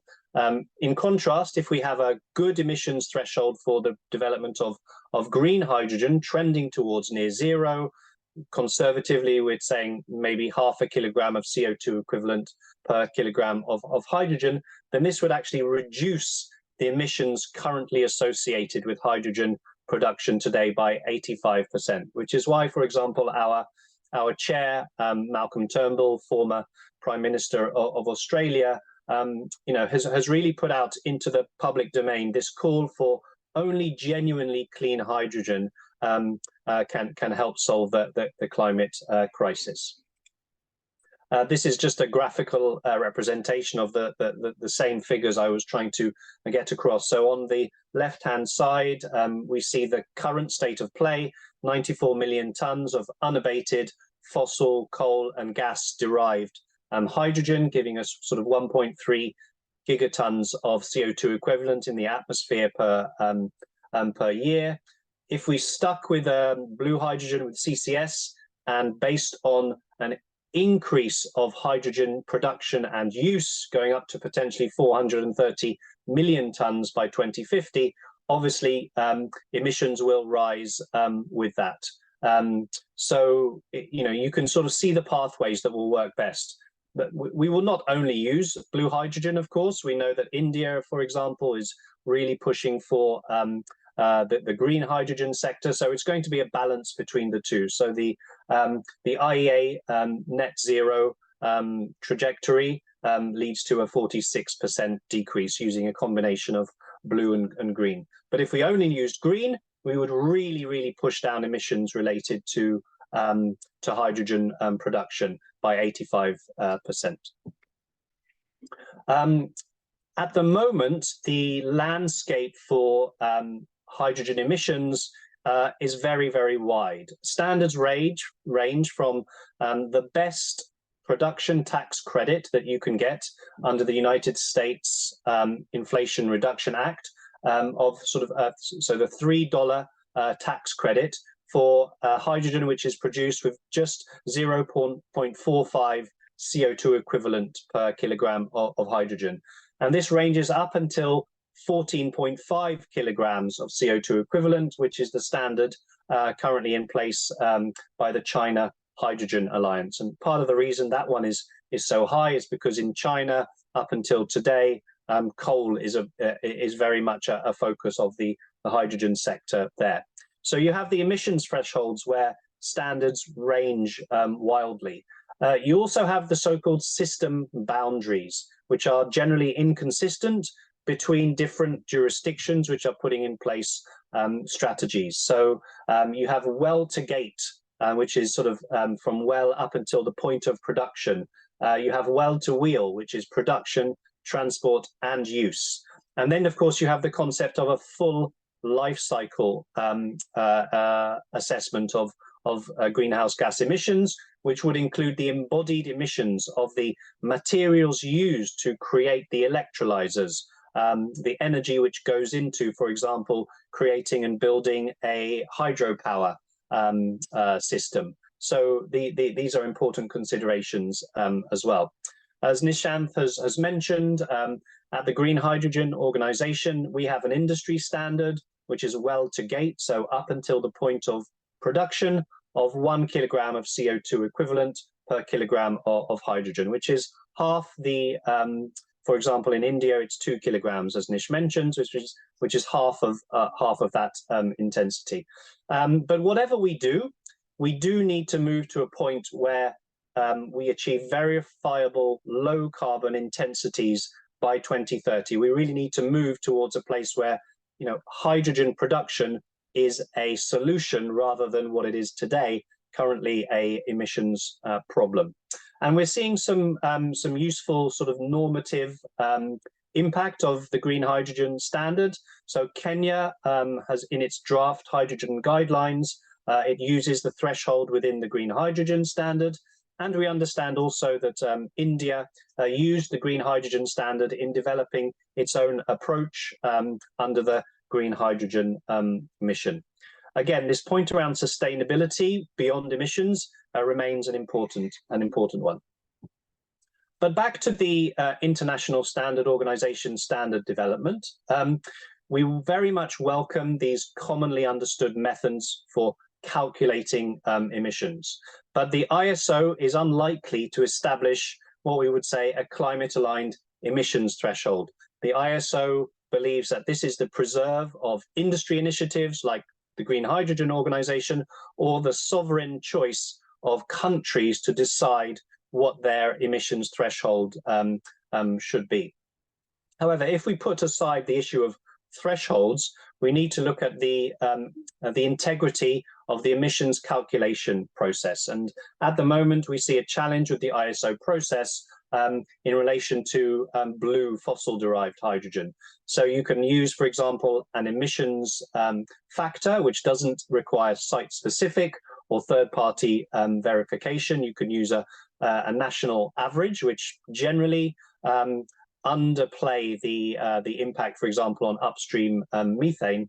And the other challenge with the calculation is the storage of carbon when you're making blue hydrogen. There's very little guidance on how to measure CO2 leakage or whether leakage beyond an annual reporting period would be accounted for. For example, you would put carbon from blue hydrogen production into storage, for example, in a geological basin. But how can you really prove that it's going to stay there in any meaningful way? And actually, this is having a big impact on blue hydrogen producers who are trying to get insurance for their facilities. They're not able to prove that the basins will really keep the CO2 in. So, you know, this is why we're, of course, focused on renewable electrolytic hydrogen made from renewables. We think it's less of a financial risk than fossil fuel derived hydrogen. This is a hydrogen policy summary.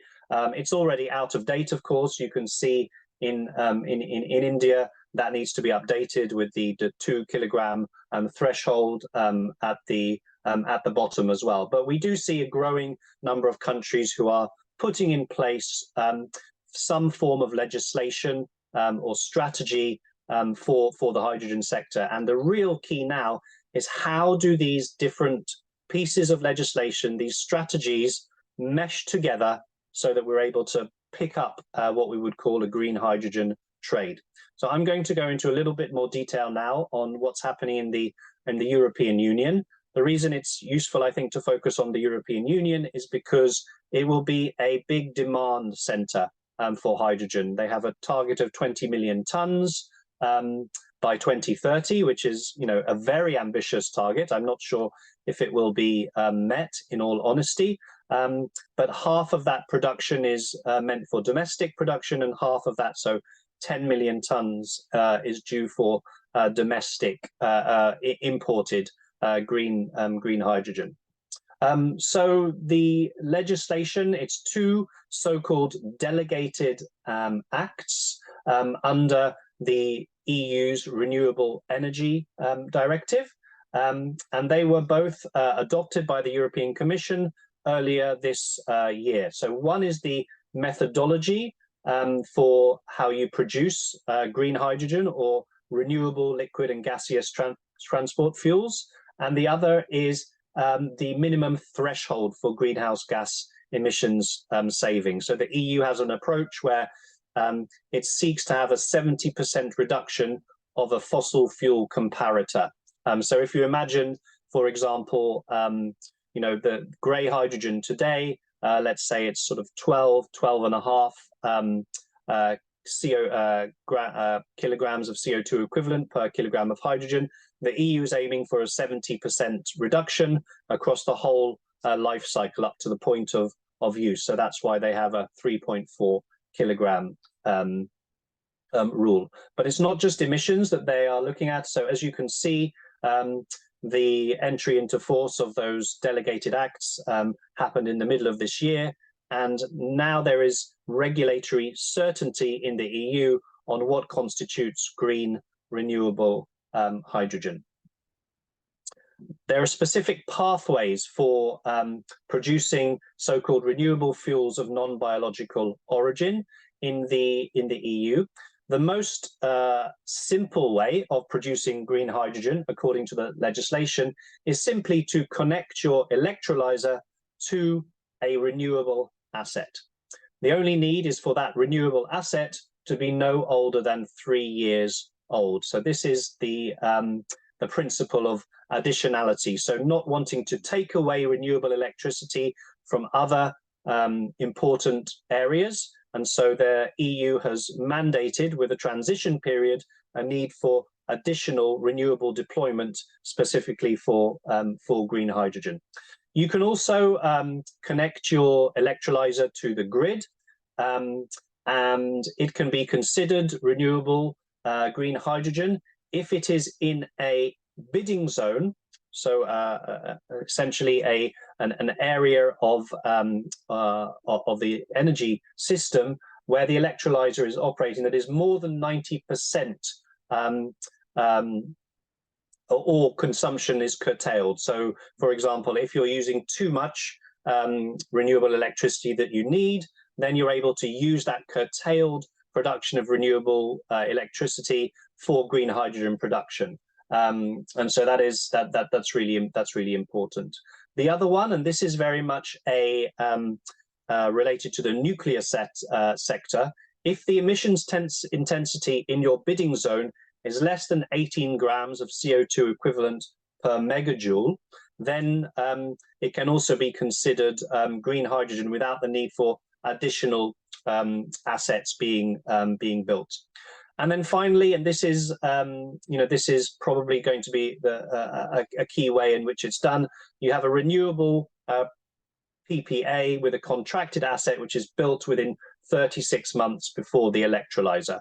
So not a grid connection, but simply a connection to the grid and a PPA with a renewable asset, and that asset needs to have been built within the last 3 years. Now, there are a number of principles and requirements and exemptions from this at the moment. The first one, which I've mentioned, is additionality. So the renewable asset built no more than 3 years before the electrolyzer production, and also no OPEX or CAPEX subsidy can be received. And there's a lot of legal text around what this actually means, and we continue to try to push the European Commission to be very clear about how they define an OPEX or a CAPEX subsidy. This additionality requirement does not apply until 2038 if the electrolyzer that you're using comes into operation by 2028. So this is really it's a way, I think, to really stimulate the green hydrogen sector. If we can get electrolyzers running before 2028, then they will benefit from not having to be using additional renewables. And there are some exclusions to the subsidy restrictions as well. time matching, so matching the running of your electrolyzer with the renewable asset or PPA that you're using.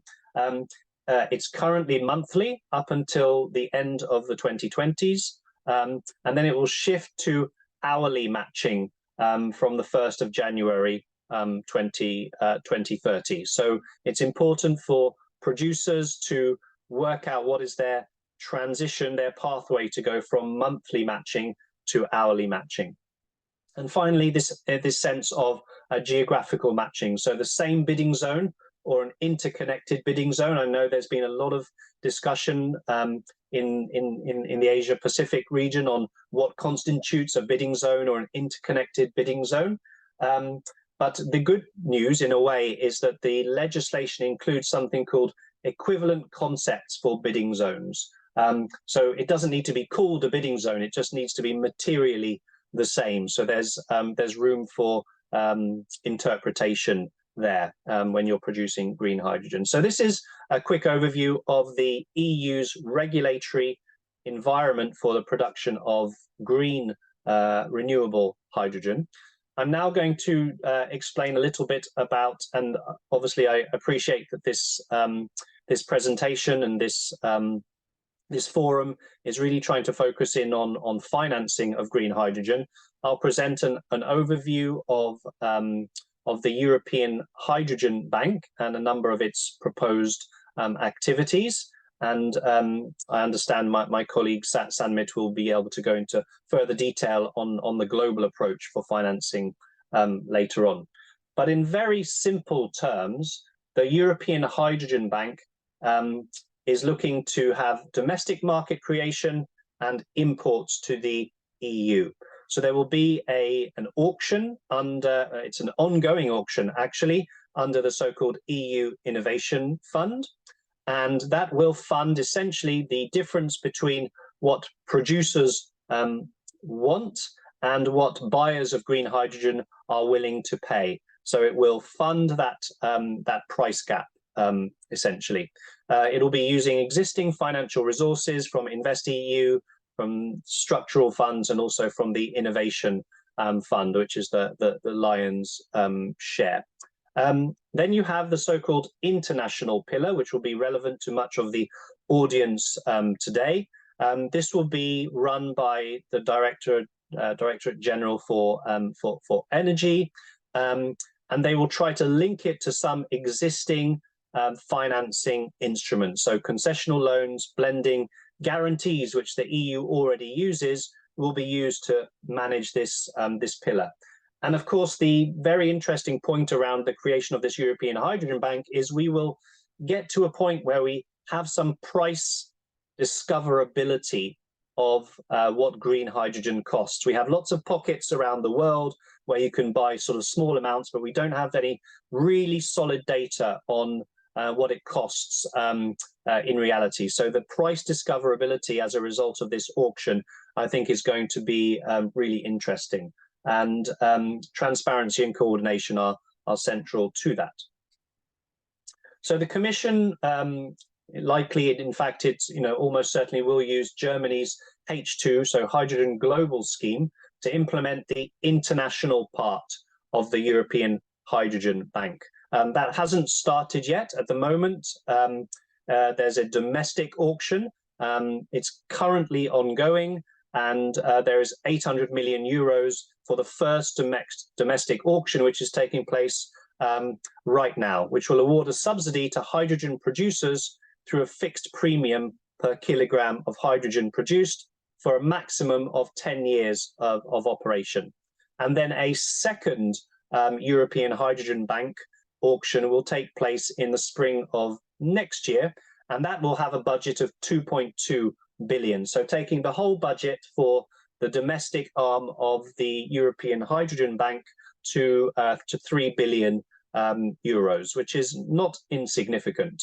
And the reason why the 800 million was first is because essentially it's a pilot auction. They're going to see how it goes. Maybe it will need to be tweaked, adjusted slightly, and then the big money, the 2.2 billion, will follow afterwards. So we're all very excited and looking forward to seeing what will come of the European Hydrogen Bank, and of course the H2 Global scheme is running equally as well. I'll say a little bit about that.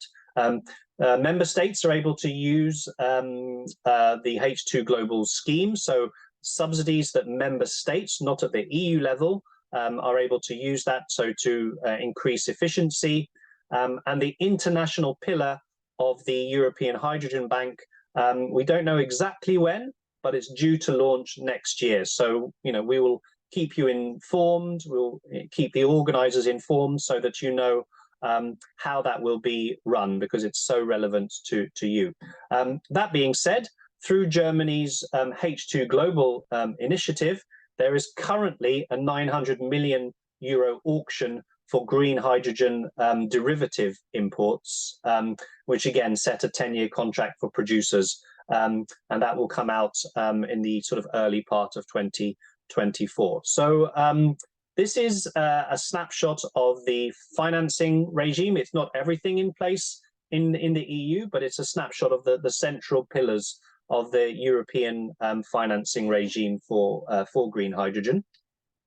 Another really important element to the European regulatory framework is demand mandates. Okay, and there has been some really good progress on this in the last few months. So the revised Renewable Energy Directive, and this is very significant, will require 42% of hydrogen used in industry must come from renewable green hydrogen and its derivatives by 2030. So in 6 years, they have to shift to 42% of the hydrogen being used in Europe to come from renewable green hydrogen. And that will rise 5 years later to 60% of the hydrogen used. So that is really a very significant demand mandate, which is filtering its way through the through the member states, essentially.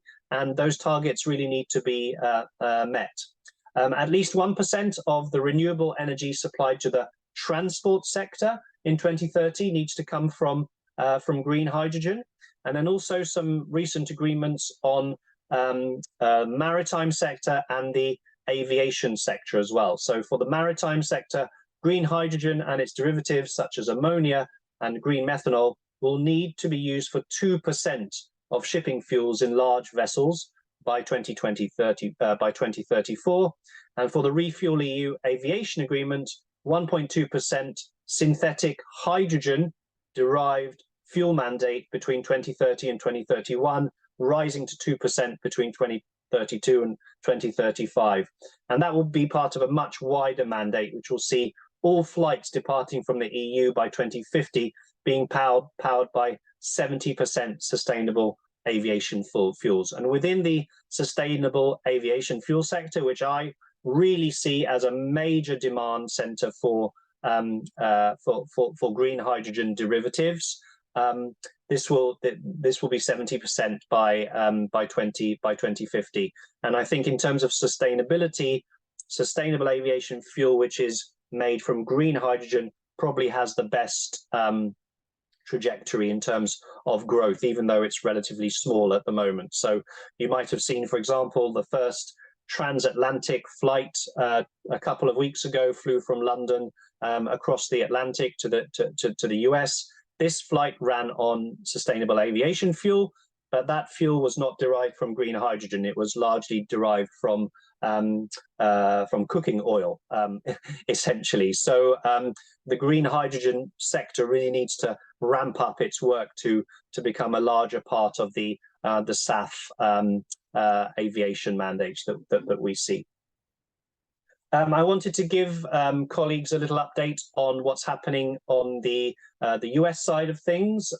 So a strategy was put out just earlier this year, which is really focused on targeting strategic high-impact use cases. So where do you get the best bang for your carbon budget, not your financial budget, but your carbon budget, by using so-called clean hydrogen? They're also wanting to reduce the cost of clean hydrogen. So they're looking for $2 per kilogram of electrolysis by 2026 and $1 per kilogram of hydrogen by 2031. Very ambitious plans there. And that's not even using the subsidies which are on the table.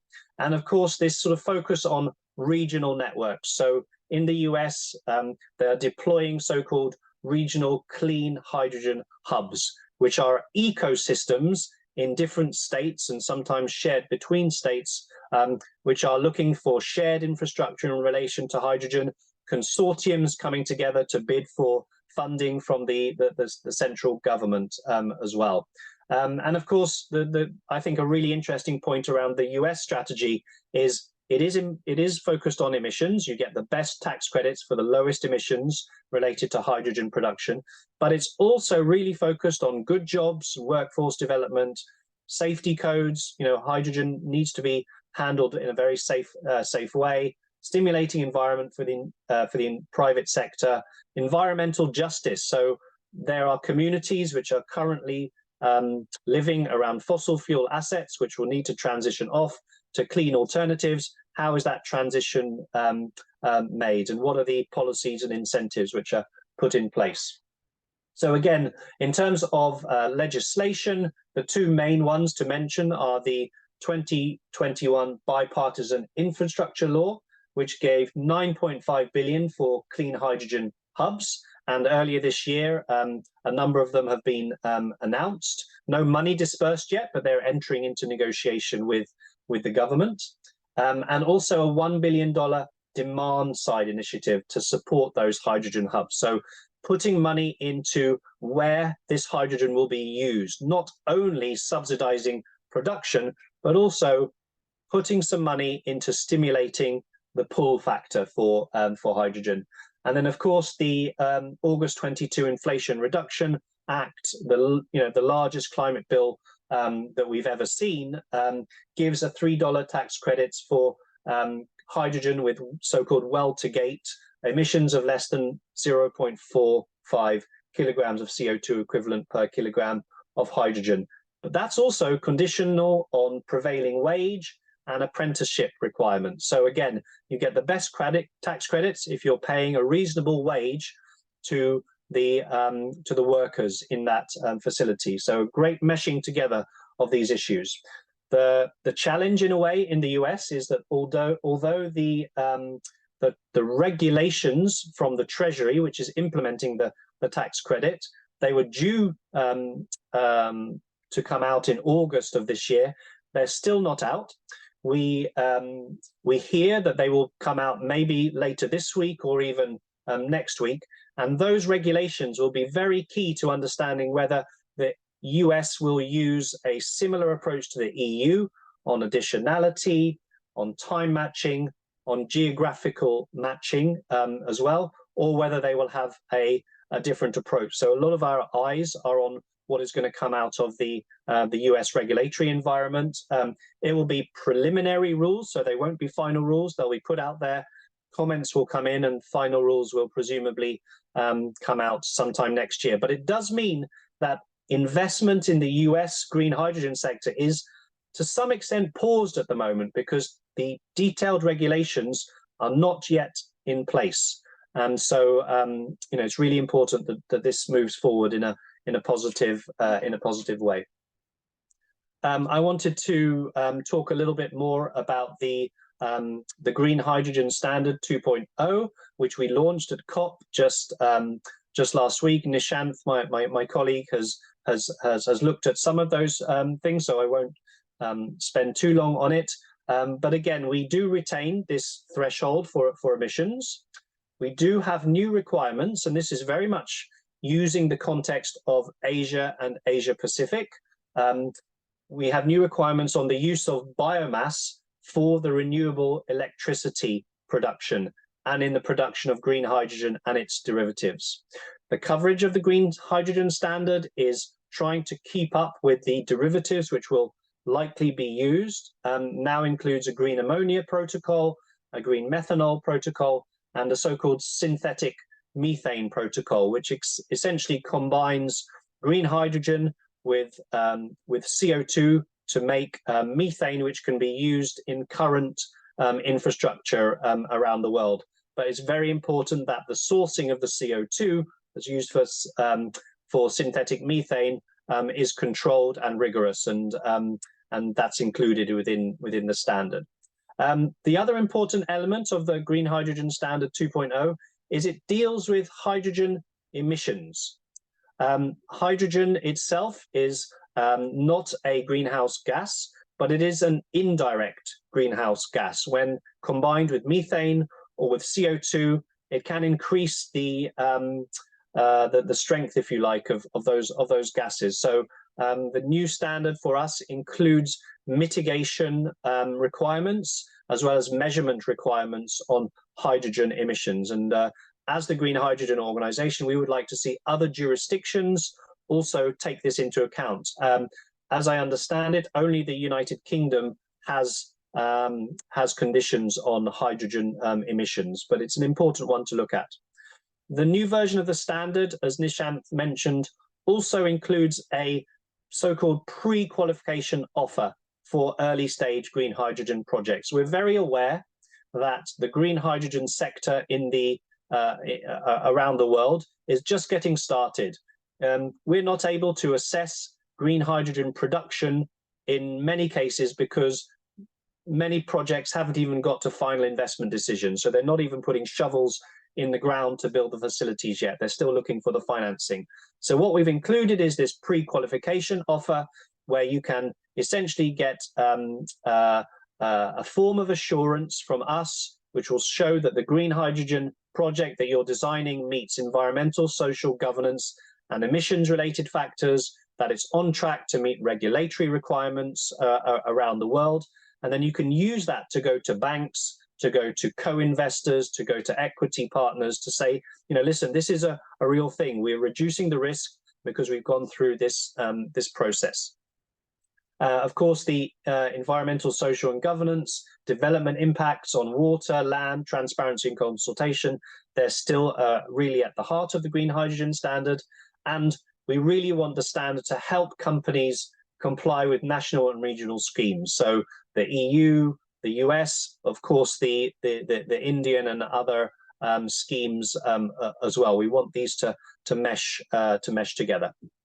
I have a couple more slides that I'm not going to go into because I understand my colleague Sanmit will be going into some detail around the financing side of things. But maybe just to outline, at the Green Hydrogen Organization, we have an initiative called the Good Green Hydrogen Contracting, where we look at various parts of the contractual and legal landscape for green hydrogen.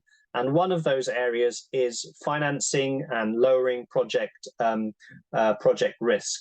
And so in terms of risk allocation and due diligence, we've, if you look at the right of this, this slide here, you can see a couple of bullets that we think are really important in terms of allocating risks. And I'm sure we'll be able to go into a little bit more detail. So there's the offtake and the market risk, renewable power and water supply risk, water supply being a very important factor, technology risk. There is you know, a lot of innovation happening within the green hydrogen sector at the moment.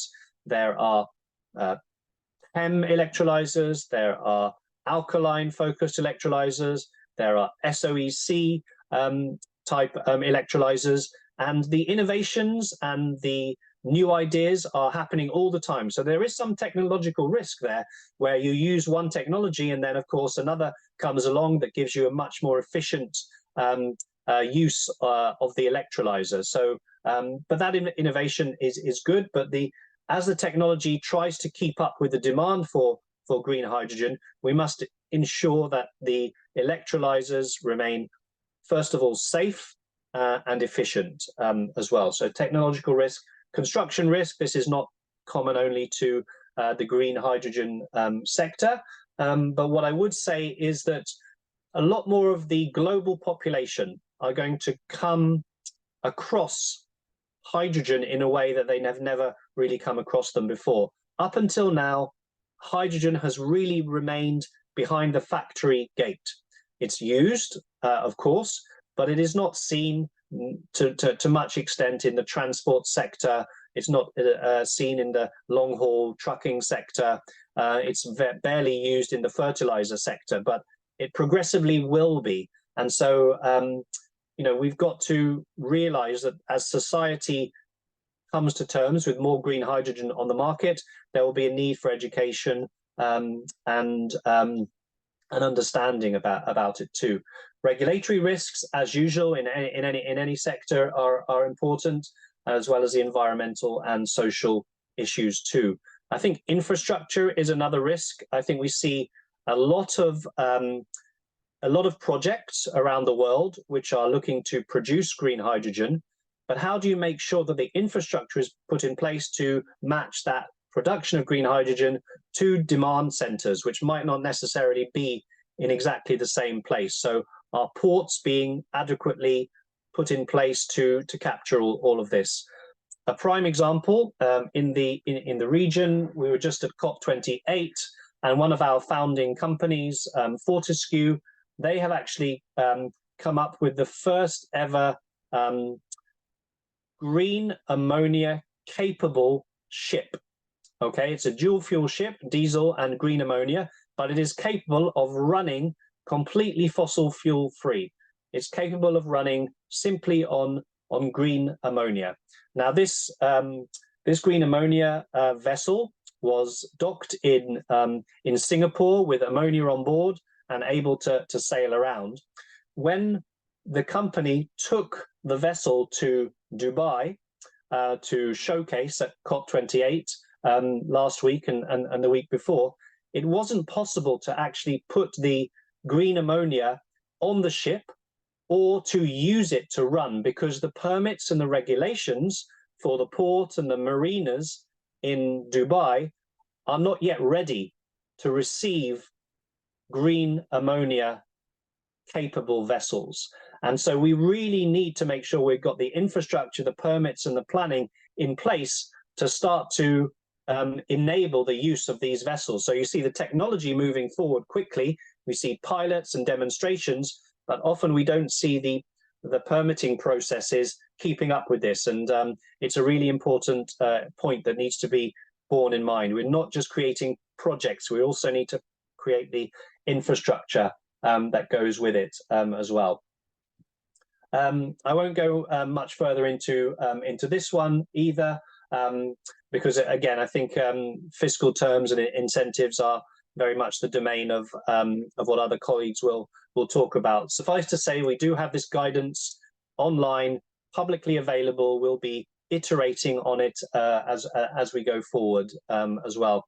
And I simply wanted to end on just showing you a demonstration of, many of you will have seen it before, the H2, so the hydrogen green steel project up in northern Sweden, to really put together the financial case for a green hydrogen project. What they've done here is bring in a lot of different actors, technology providers, private finance providers, equity holders, okay, the buyers of green steel, the public sector to lower the risk as well. It's a relatively complicated map that you see in front of you, but it's the type of map that does mean that the various parties to the transaction, to the project, have their risks minimized as much as possible. And I think the key takeaway for me on the H2 green steel example is that the users, the end users of the steel, which will be made from green hydrogen, are bought in many cases as equity partners in the project. And so you have essentially an integrated approach. So yeah, it looks quite complicated, but maybe that's what we need. We need to crowd in as many actors as possible to lower the risk for financing in green hydrogen. So with that, I'll end, and yeah, I hope it's been a useful overview of the global regulatory and financial environment, and very much look forward to any questions afterwards. Thank you. Thank you. Thank you so much, Joe, for your insightful and a very, very detailed presentation. Like you already mentioned, giving us an overview on the policies and the regulations in the sector, and also giving us such very, very relevant and recent examples like the one in Dubai, where the policies were not keeping a pace with the infrastructure. So with that, we'll move on to our next speaker, but I'll also request you to please stay back for the question answer session. We'll have it right after Sanmit's session. And I'll invite Sanmit for his presentation on deploying various financing instruments. Sanmit Ahuja from GH2, like we have been mentioning, he's the Senior Advisor of Finance and Strategic Projects at GH2. He's a major proponent of sustainable development and increasing the role of emerging markets in the global economy. Currently, he's engaged in developing some cutting-edge tools, high-impact projects, business models, and frameworks to deliver sustainability across numerous sectors, including water, energy, transport, smart cities, the environment, manufacturing, green manufacturing, ICT, food, and agriculture. So over to you, Sanmit, for your presentation. Great. Thank you, Bhumika, and the organizers for having the GH2 team. Firstly, quick question. Can you see my screen and can you hear me okay? Absolutely okay. Okay, super. So I know I'm the sort of last presenter and a lot of things would have been covered, but let me try and bring some new kind of perspectives and dimensions which are also extremely important in our journey towards energy transition and net zero in the decades to come. So I'll sort of let you read the message that Amitabh Kant, the G20 Sherpa, gave us when we organized our climate finance event a couple of weeks ago. And really, this message kind of brings reality, spotlight on the reality of what the need is and what is being discussed right now in Dubai or elsewhere in terms of availability of capital. We're just still talking in hundreds of billions, whereas the actual need is trillions. Now, I don't want to paint a stark picture because the amount of capital that the world actually needs is all available, but how do we unlock it? And a lot has been said about risks, and of course, mitigation of those risks is very, very important. World over, infrastructure is funded through predominantly with institutional money coming in once the infrastructure, the project or the asset becomes operational. And that's really the journey we have to accelerate to get as many projects into operational mode so that the cycle of churning capital kind of starts. So when we started looking at where are the barriers, so this is sort of going back in April, May, during a workshop that World Bank organized in Delhi. We started looking at what were the barriers that India or any other emerging markets were facing. The single biggest barrier was lack of a market structure. Now, a lot of the previous speakers have spoken about not having clear visibility on the offtake agreement, and I think that is fundamental. Joe mentioned of the European Hydrogen Bank, and I think India or any other market economy that is keen on accelerating their energy transition story must establish a market structure like that, because it not only helps in price discovery, it actually creates a transactable set of projects which are essential for all actors to participate. Because if you don't bring in the actors to participate or only bring in some of the actors, you're not actually establishing a market. You're doing what sort of constitutes as just startup financing as opposed to full market infrastructure financing. So how do we establish a market structure? And first, most important thing is not just understanding and identifying risks, but also quantifying them and pricing them. Because if you can't price risks, you can't insure them, you can't mitigate those very risks. And eventually your cost of money, I saw their questions on cost of money. The cost of money is a function of pricing of risk, right? So once you establish the pricing benchmarks,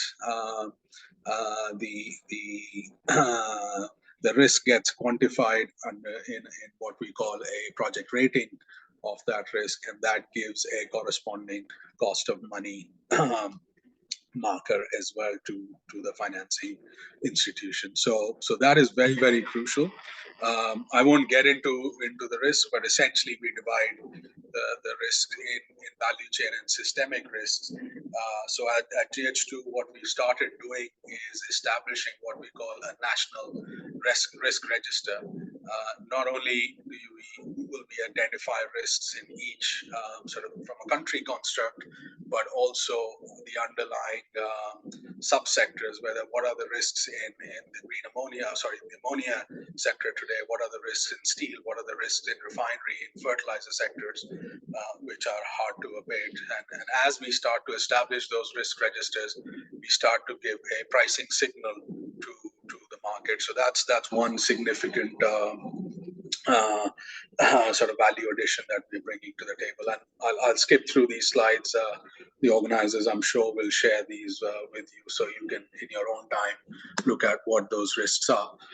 Joe's already spoken about the European Hydrogen Bank, and we are recommending to Government of India to establish exactly something similar in India, where the market maker essentially is giving 10-year plus offtake agreements. It'll be a lowest bid wins, which helps in price discovery on the supply side, but also on the other side, on the buyer end, the longer the tenor of contract, the better the pricing the buyers get. And the differential is really what the market maker needs to fund. So EU is putting $1 billion or $2 billion on the table. What we are suggesting that the mandates that Government of India is likely to bring out in the next few weeks and months should be transacted through the market maker. SECI already has been nominated as the agency to be the aggregator, but we are saying go beyond and make SECI as a market maker as well. And the differential really is then funded through a combination of government subsidies, but also carbon financing. I think carbon financing will play a key role. Ultimately, that's the holy grail. We still haven't cracked what the true price of carbon should be. There are lots of numbers on the table, but as India moves towards a carbon financing, regulated carbon financing market, I think the gap will narrow down, and that's really what the role of the market maker is. So don't wait until the market fully establishes. Start doing those early transactions through a market maker. So eventually you'll start building confidence because there is a contract, a bankable, investable contract on the table through the market maker. The second big focus area is bring in wholesale finance. We just talk of corporate finance or project finance, and all of you will hear, hey, if the project is structured well, there is no shortage of money. Well, we talked of, well, if there's no off-taker, then the project is not structured well. So that's the role of the market maker. But we also have to look at what is the availability of wholesale finance in the system. India will go from, or at least endeavors to go from 10 gigawatt a year installation to 50 gigawatts a year just on renewable energy side. So the volume of capital needed will more than quadruple. Where will that money come from? And in our number of dialogues and workshops that we have had, we've already identified this as a big risk, whereas there is a shortage of wholesale finance in the markets, that the capital is not churning fast enough. And if we don't create that wholesale liquidity in the market, we are not going to see the capital flowing down into the project. So how do we do that?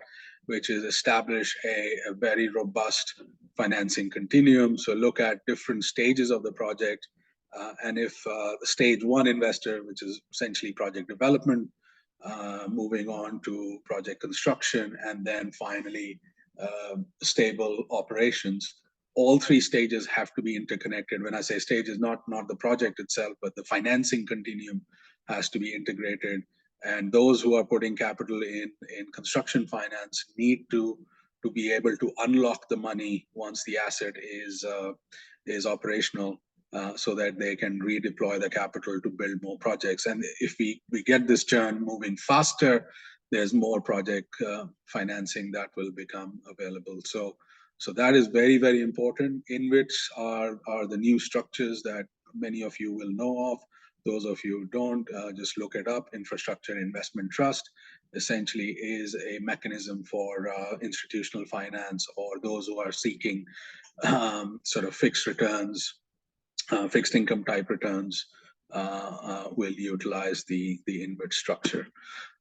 So this is one such construct of how do you connect global institutional investors or Indian institutional investors to operating assets. So set up an InvIT, which is an in-country investment trust, and then create feeder funds on top to connect into global money markets. And that allows both the equity capital and the debt capital, which is stuck in the project, to get unlocked so that it can be redeployed. So the faster we create those exits, the more the capital that becomes available. So wholesale finance and connecting to institutional money is extremely, extremely important.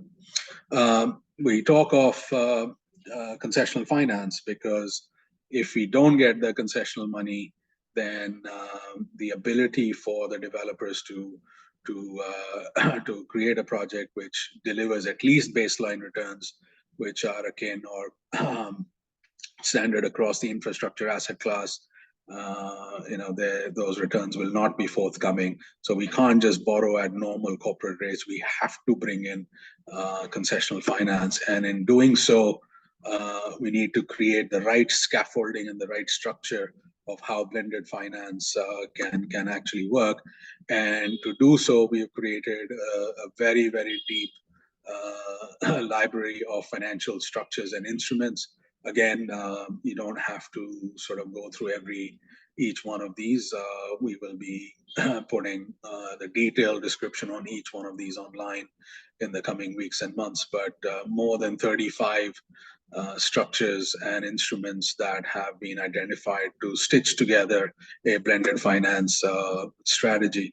And essentially, the blended finance strategy is kind of illustrated on this slide, which is you have 6 sources of risk money: government, development finance, philanthropic institutions, corporate, family offices, or high net worth individuals, and then finally private equity.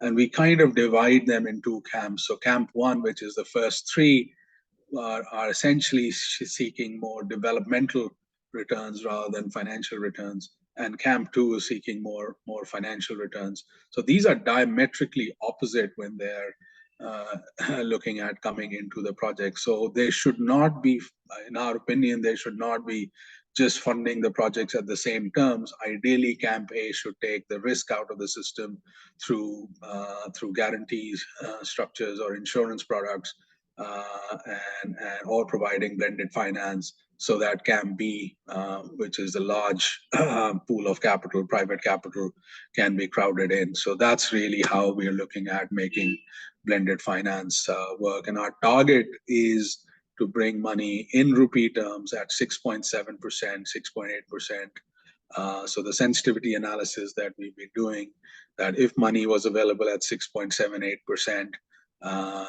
and round the clock power was available at about 3 rupees 25, 3 rupees 50, the cost differential between green and gray hydrogen reduces significantly, comes down to less than 100 rupees a kilogram, so about $1 a kilogram, which can then be funded through subsidies and other structures that I mentioned. The fourth area is making technologies absolutely affordable and available, and the technologies have to be emerging markets ready. And the green premium that most green technologies are asking for is actually counterproductive, because what we are trying to say is, look, we'll make it expensive so that we can get the premium out of it for what we have developed. But it's counterproductive, because if it's not that affordable, then you're not going to get the demand. So the real demand that emerging markets offer is the size of the market, and creating that massive economies of scale. And that's how you should be able to unlock the green premium. not by increasing the cost of the technology. So bringing other such structures. So we are developing a electrolyzer capacity leasing model. So electrolyzer stacks can be made available through a lease rental framework rather than the plant developers having to buy electrolyzers. And this is a fairly standard structure that is well used in the automobile industry, where you have a vehicle or fleet leasing model. Why cannot we extend this to the green hydrogen sector? And again, we've done some sensitivity analysis that by using this construct, we're able to reduce the cost by 10 to 12%, the cost of hydrogen by 10 to 12%. So again, making technologies is very, very important. And that does not just apply to equipment leasing, but can be done as a full-on infrastructure as a service, where institutional money can establish infrastructure assets. So this would apply for a lot of your storage and transmission assets, which is fairly standard. I'm just quoting and citing one example on greenhouses in the farming sector, where hundreds and thousands of acres of greenhouses will be built in country using infrastructure as a service, so farmers can just come in and lease the farms rather than having to buy those farms. So the same construct applies to the green hydrogen sector. So making technologies affordable is the sort of fourth big aspect for us. Carbon finance, this, we don't have enough time. I could spend a whole week and we still won't be able to go into the depths and the complexity of carbon financing. But really, carbon price is the paramount tool, the most important tool in our battle against climate change. So establish the compliance markets is, I think, where we're starting, and getting the world to accept a global price on carbon. Why is it trading at $2 a kilogram, $2 a ton in India, when the price of carbon elsewhere is much higher? So again, that's for another day, more detailed discussions. And finally, don't just wait on establishing the full policy framework, the full mechanism of how the markets will function, because nobody has all the answers. And that's why we're saying focus on a few lighthouse projects and embrace the sort of mantra of no regret investments, because if we don't, then our pursuit of addressing climate change will falter. And we have to establish pilots. And pilots are not just to understand the technology or the engineering, in my opinion. It's also creation of whether the policy frameworks are working or not. You get real world example and feedback from the projects to be able to then continuously evolve the policy. And also finding the right financing structure and pricing on financing also is very important. So at GH2, we're kind of launching a suite of these high impact projects, and one of them is creating the entire value chain, microcosms of value chains, but also the hydrogen market maker or green hydrogen market maker will be one such project that we will work on. So that's it from me. I could have gone into a lot more depths on each of those points, but given the paucity of time, I thought best to keep it short, sharp, and brief. Thank you, Bhumika. Back to you. Thank you, Sanvit, for your presentation, for such a quick presentation yet knowledgeable. So I would invite Joe also. I mean, so we could take some questions together, and of course, Nishant is also here with us. So I'll read out the questions from the audience, and then you could answer those. So first from Shruti Bansal: does hydrogen produced from waste meets green hydrogen standards? So biomass, shall I take that one? I'm not sure if yeah, please go ahead. Yes.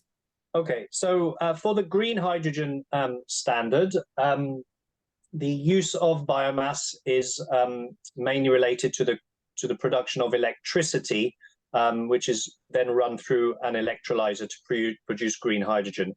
Now, using biomass, and steam and SMR, so steam methane reforming, as a solution, has been touted as potentially even a carbon negative way of producing hydrogen. It's not within the scope of the green hydrogen standard, simply because we focus on electrolysis, and hydrogen from SMR, from BECCS, uses a different way of doing it. That being said, it is within the scope of other regulatory regimes. So I hope that gives a little bit of guidance.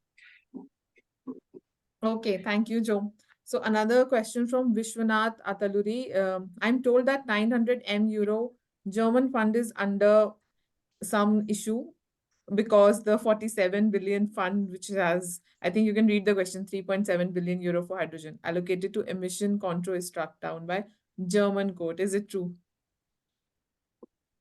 So the implications of this court ruling are still being worked through by the German government. But essentially the background is that the German federal budget allocated 60 billion euros essentially to a climate and transformation fund, which included hydrogen as one of the areas to support.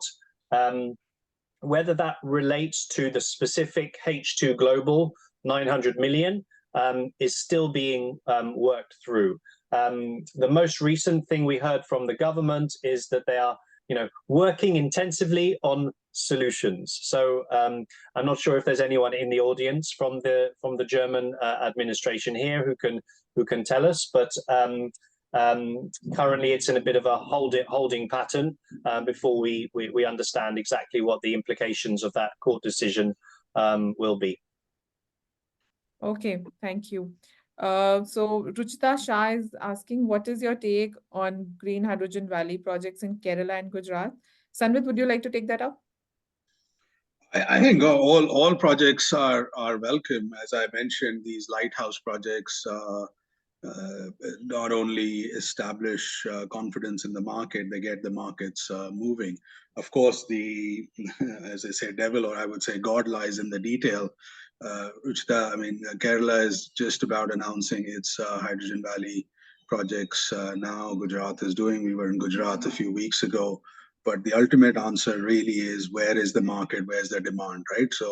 So unless we integrate all of these valleys with the demand in the back end, the projects will kickstart, but they will not be firing on all cylinders. So that's really my 2 cents on these, not just these 2 projects, but all of them essentially. Hopefully that answers the question. Okay. So Farhan Malik is asking, are there any public-private partnership projects in green hydrogen domain? Then most of them are PPP projects. Yeah. Yeah, almost all of them have some form of public support. If you think of the biggest green hydrogen project under construction at the moment in Saudi Arabia, that has an immense amount of support from the Public Investment Fund, as well as some of the equity partners themselves are funded by the sovereign wealth fund. So yeah, very much so. Okay, so there's a question for you, Sanmit. What is landed converted cost of green hydrogen exported from India for a EU customer? How much USD per kg incentive offered by EU, and what is the value of carbon credits? That's from Pravesh Khanna. That's more for Joe, isn't it, Joe? Yeah, I can give it a go. I mean, we don't have the landed cost yet. No one has sent a consignment of green hydrogen from India to the EU yet. So modeling has been done. I think the first time we'll have a little bit of a sense of this will be as long as the H2 Global process continues. In January or February, we will see the winners of those tenders. And it's possible that there will be an Indian project in there sending ammonia. So so price discovery, I think, sort of January or February next year. The transportation side is not the most expensive component. And especially if you're shipping ammonia, which is a tradable commodity, at the moment, that infrastructure is in place. So it depends what you're going to do with that green ammonia. Are you going to crack it back into green hydrogen for use, or are you going to use it directly for fertilizers? So it's hard to put a number on it at the moment. Okay, so question from Shekhar Gupta. Speaking of hydrogen transportation, what is the future of liquid organic hydrogen carriers? Open to all, whoever wants to answer. There's a construction of a liquid organic hydrogen carrier facility in the port of Rotterdam, which is really sort of, putting itself out there as a main sort of receipt terminal for hydrogen. Also, the port of Antwerp in the Netherlands is looking at this. Given the complexities of LOHC, I don't think it's going to be the first, to sort of make its way across the oceans. But that's not to say that LOHC won't become a feature in the future. Okay, so Ruchita Shah is asking a very interesting question. There is a stark difference in China's GH2 standard, that's 14.5, and India's, that's 2. Can you please discuss the implications? We can, Nish and Sanmit, feel free to come in. But as I mentioned, in China, the reason that standard is relatively high is because of most of the hydrogen produced in China is from coal. To some extent, that's also, I suppose, the case in other countries. And so, that is already a reduction on what coal-derived hydrogen currently is. So, the India's green hydrogen standard is focused on electrolytic hydrogen from renewable sources, which is why you have a much lower carbon intensity. If you were to only look at the electrolytic renewable projects which are happening in China, then you see a much lower number. The other difference, I suppose, is the China Hydrogen Alliance is a non-governmental alliance, whereas India's hydrogen emission is obviously supported by the government. So that's more of a regulatory requirement too. Sanmit, Nishan, would you like to add anything? Well, I think number one is India has also recognized biomass, and they kept the same threshold. So whoever asked that first question, it's for them as well. And we're just waiting for more details to come out. And if it does, we will also see how we can accept this. And there's been a lot of conversation within our Green Hydrogen Standards Committee on including biomass. But I saw another interesting question there by Vaibhav Singh, I believe. And why is most of green hydrogen? Yeah, I was coming to that. Yeah, MENA and the US. Is it due to lack of incentives elsewhere? And is there something more at play? And I'm sure Sanmit and Joe would have a lot to add to this, but yeah, it's definitely the incentives that's, getting a lot of them to these areas. But otherwise, I think India could be one of the most favorable destinations if we had enough, if we had the same amount of incentives, or, Chile or other parts in Africa as well. Joe and Sanmit? I'll just add the importance of giving the right signals up front, not just signals saying we are committed to energy transition and net zero, but bankable signals. So the US has done so through the IRA. Yes, very, very stringent standard, but essentially they are establishing a benchmark pricing on the subsidy, which is $3 a kilogram. So investors and lenders now know what is the delta between green and gray, and how long would it take for that to taper down. So let's say in the next 7 or 8 years we get price parity, the governments can now start budgeting how much subsidy they need to allocate and how much of that they can farm out to if the carbon pricing does kick in the next year or two. So a lot of those subsidies will be addressed by the price of carbon. And the latter part of the question, how's the H2 as a commodity under long-term contracts being panned out? I mean, the market, there's again a lot of information overload coming from the market participants, and that's why the role of the market maker is so essential. Well, the market maker is saying, well, we're ready to give a 10-year offtake agreement to those who are producing the cheapest form of commodity, and the buyers, they get flexibility because year after year they can either commit more, or at least they know what their commitments are, and they can renew their contracts year after year. But of course, they'll pay a slightly higher price when they're procuring for just using a 1-year forward contract, and that differential helps reduce or pay for the gap between green and gray. So again, the role of market maker cannot be understated. It is one of the most important policy constructs that any government can put in. Joe, do you want to add to that? No, I mean that I think you both covered it, really well. I'd say there's obviously differences between the US approach, which is production tax credit, versus the sort of Middle East, North Africa, sort of Gulf states, where it's less about incentives, it's more simply about state backing and very deep pockets. So everywhere is sort of using their own strength. Their big balance sheets that can be deployed in the Middle East, whereas a tax credit is the best way of doing it in the US and elsewhere. We can't get away from the sort of geographical side of it too. I mean, ultimately, there are some parts of the world which are better placed to be producing low-cost renewable electricity. There's some fantastic maps out there which show you the capacity factors for wind and solar and where it could be cheapest. But then we need to match that with demand and transport too. So there's a very good model out there for someone to work on, to try and pinpoint where in the world is the absolute best place to produce green hydrogen based on capacity factors of renewables, but also use cases as well.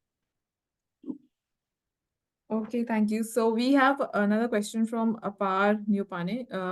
Nepali grid is fully renewable, more than 95% hydro, remaining is solar. In this case, is it convenient for green hydrogen projects in Nepal for certification? Yeah, I mean would need to look at the detail a little bit more, but very happy to look at that project. It looks on the face of it that there would be no major issues with the certification of that project. One question mark, I suppose, is whether the hydro asset.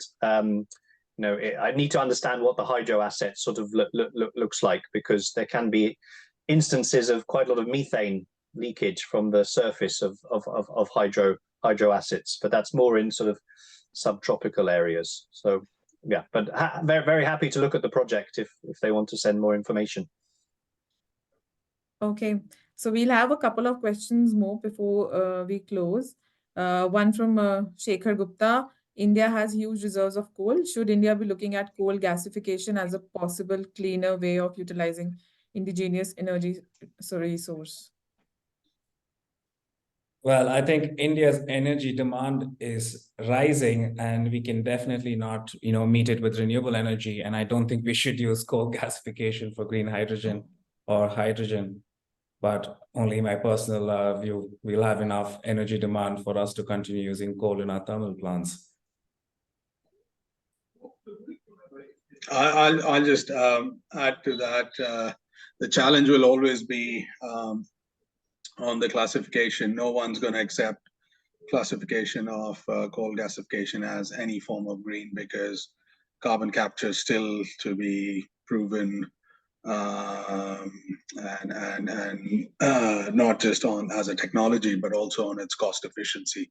So I think that's kind of barking up the wrong tree.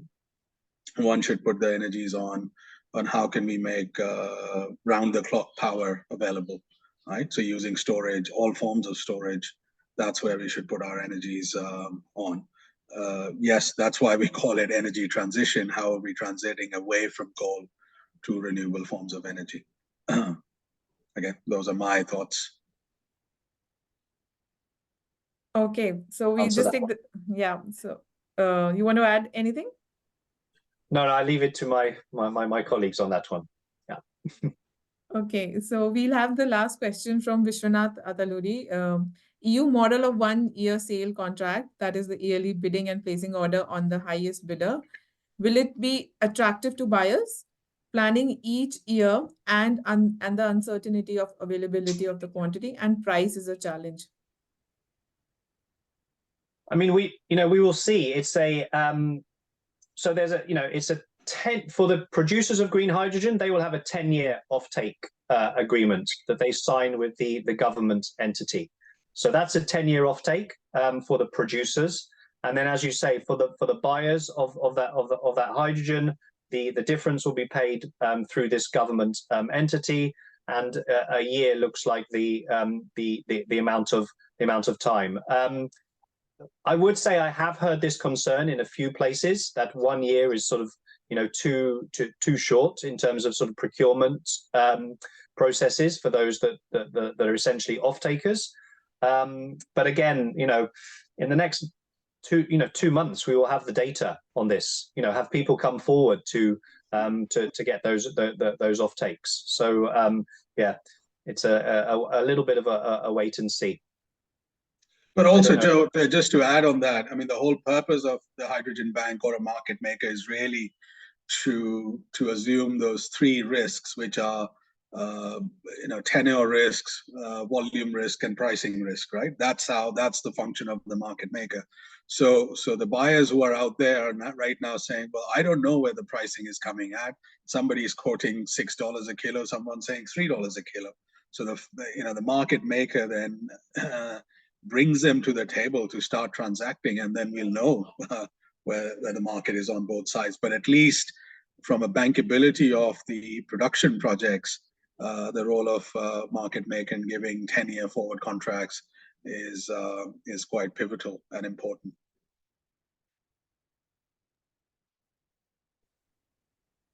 Okay, so with that, we end the question answer session.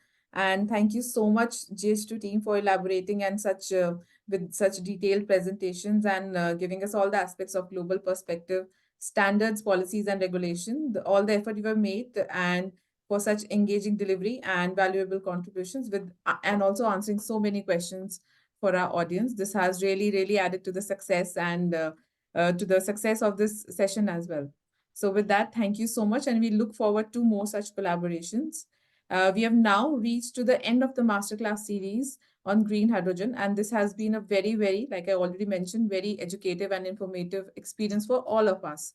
Before we move ahead, I will run a short poll now and on your screen. So while I give the closing comments, you can please fill in the poll. These are only 2 questions, and this will only help us to improve our further sessions.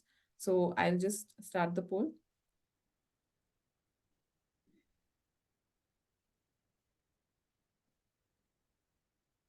I hope you can see it on your screen. Yeah, okay, great. We are receiving responses. Thank you. So like this poll, we also have a post-event or post-session assessment questionnaire. So when you close this session, when we end this session, you'll see a pop-up on your screen with some questions on the subject matter, and please answer those so that we can issue you certificates, because we are going to issue comprehensive certificates who have attended all the sessions, all the 3 sessions. And also many questions have been received about the PPTs. PPTs will be shared. They'll be uploaded on our website, SAREP website. You'll receive a mail from us when they are uploaded, or you can check it in another 1 or 2 weeks time. Those should be updated. I am also putting up my email ID here in the chat box. So for any questions, any feedback, any clarifications you need, please feel free to reach out to us so that we could answer those. You must have also received the email ID when you register. Okay. Yeah. So that is the sare@sare South Asia email ID. I'm somehow not able to edit it. Okay, when it ends the poll, then maybe I'll be able to put it. I'll send it across. Again, I reiterate all the comments, the remarks which all our previous speakers have also mentioned. A heartfelt thank you to each and everyone present throughout this session and all our participants. We have witnessed great number of participants throughout all three sessions, and for all your active engagement, questions, and chat. We are really, really thankful. To all our speakers, thank you for taking out time to share your knowledge with us. All the speakers throughout these three sessions, they have spent their time and knowledge and their domain experience with us. This thank you cannot be enough, and this has added immense value. On the USAID front, I want to thank our mentors, Aaron Schubert, Apurva Chaturvedi, Munali Zia Hazra, Bhaskar Raja, who have been constantly guiding us throughout this program and on various other initiatives as well. Mr. Rakesh Goyal, our Chief of Party at SAREC, who has always been mentoring us and guiding us. Ms. Namrata Mukherjee and Ms. Farah Ahmed for always supporting the teams. Of course, I cannot miss Mayank Bhardwaj and Vivek Salwan for helping us design and carefully crafting this very well-planned masterclass series. A big thank you to our backend team as well, who have been working behind the scenes for making this successful. To all our audience, please do stay tuned to all our social media pages of SARE as well as SARE for all the information of the upcoming events and such initiatives. You can also email us. You'll receive a mail with the email ID details as well. Hoping to see you for the next session. I hope it was an enjoyable learning experience. And thank you again for your time. We look forward to seeing you again for our next sessions. Please do not miss on filling up the survey form when you close the screen. Thank you again. Namaskar. Thank you.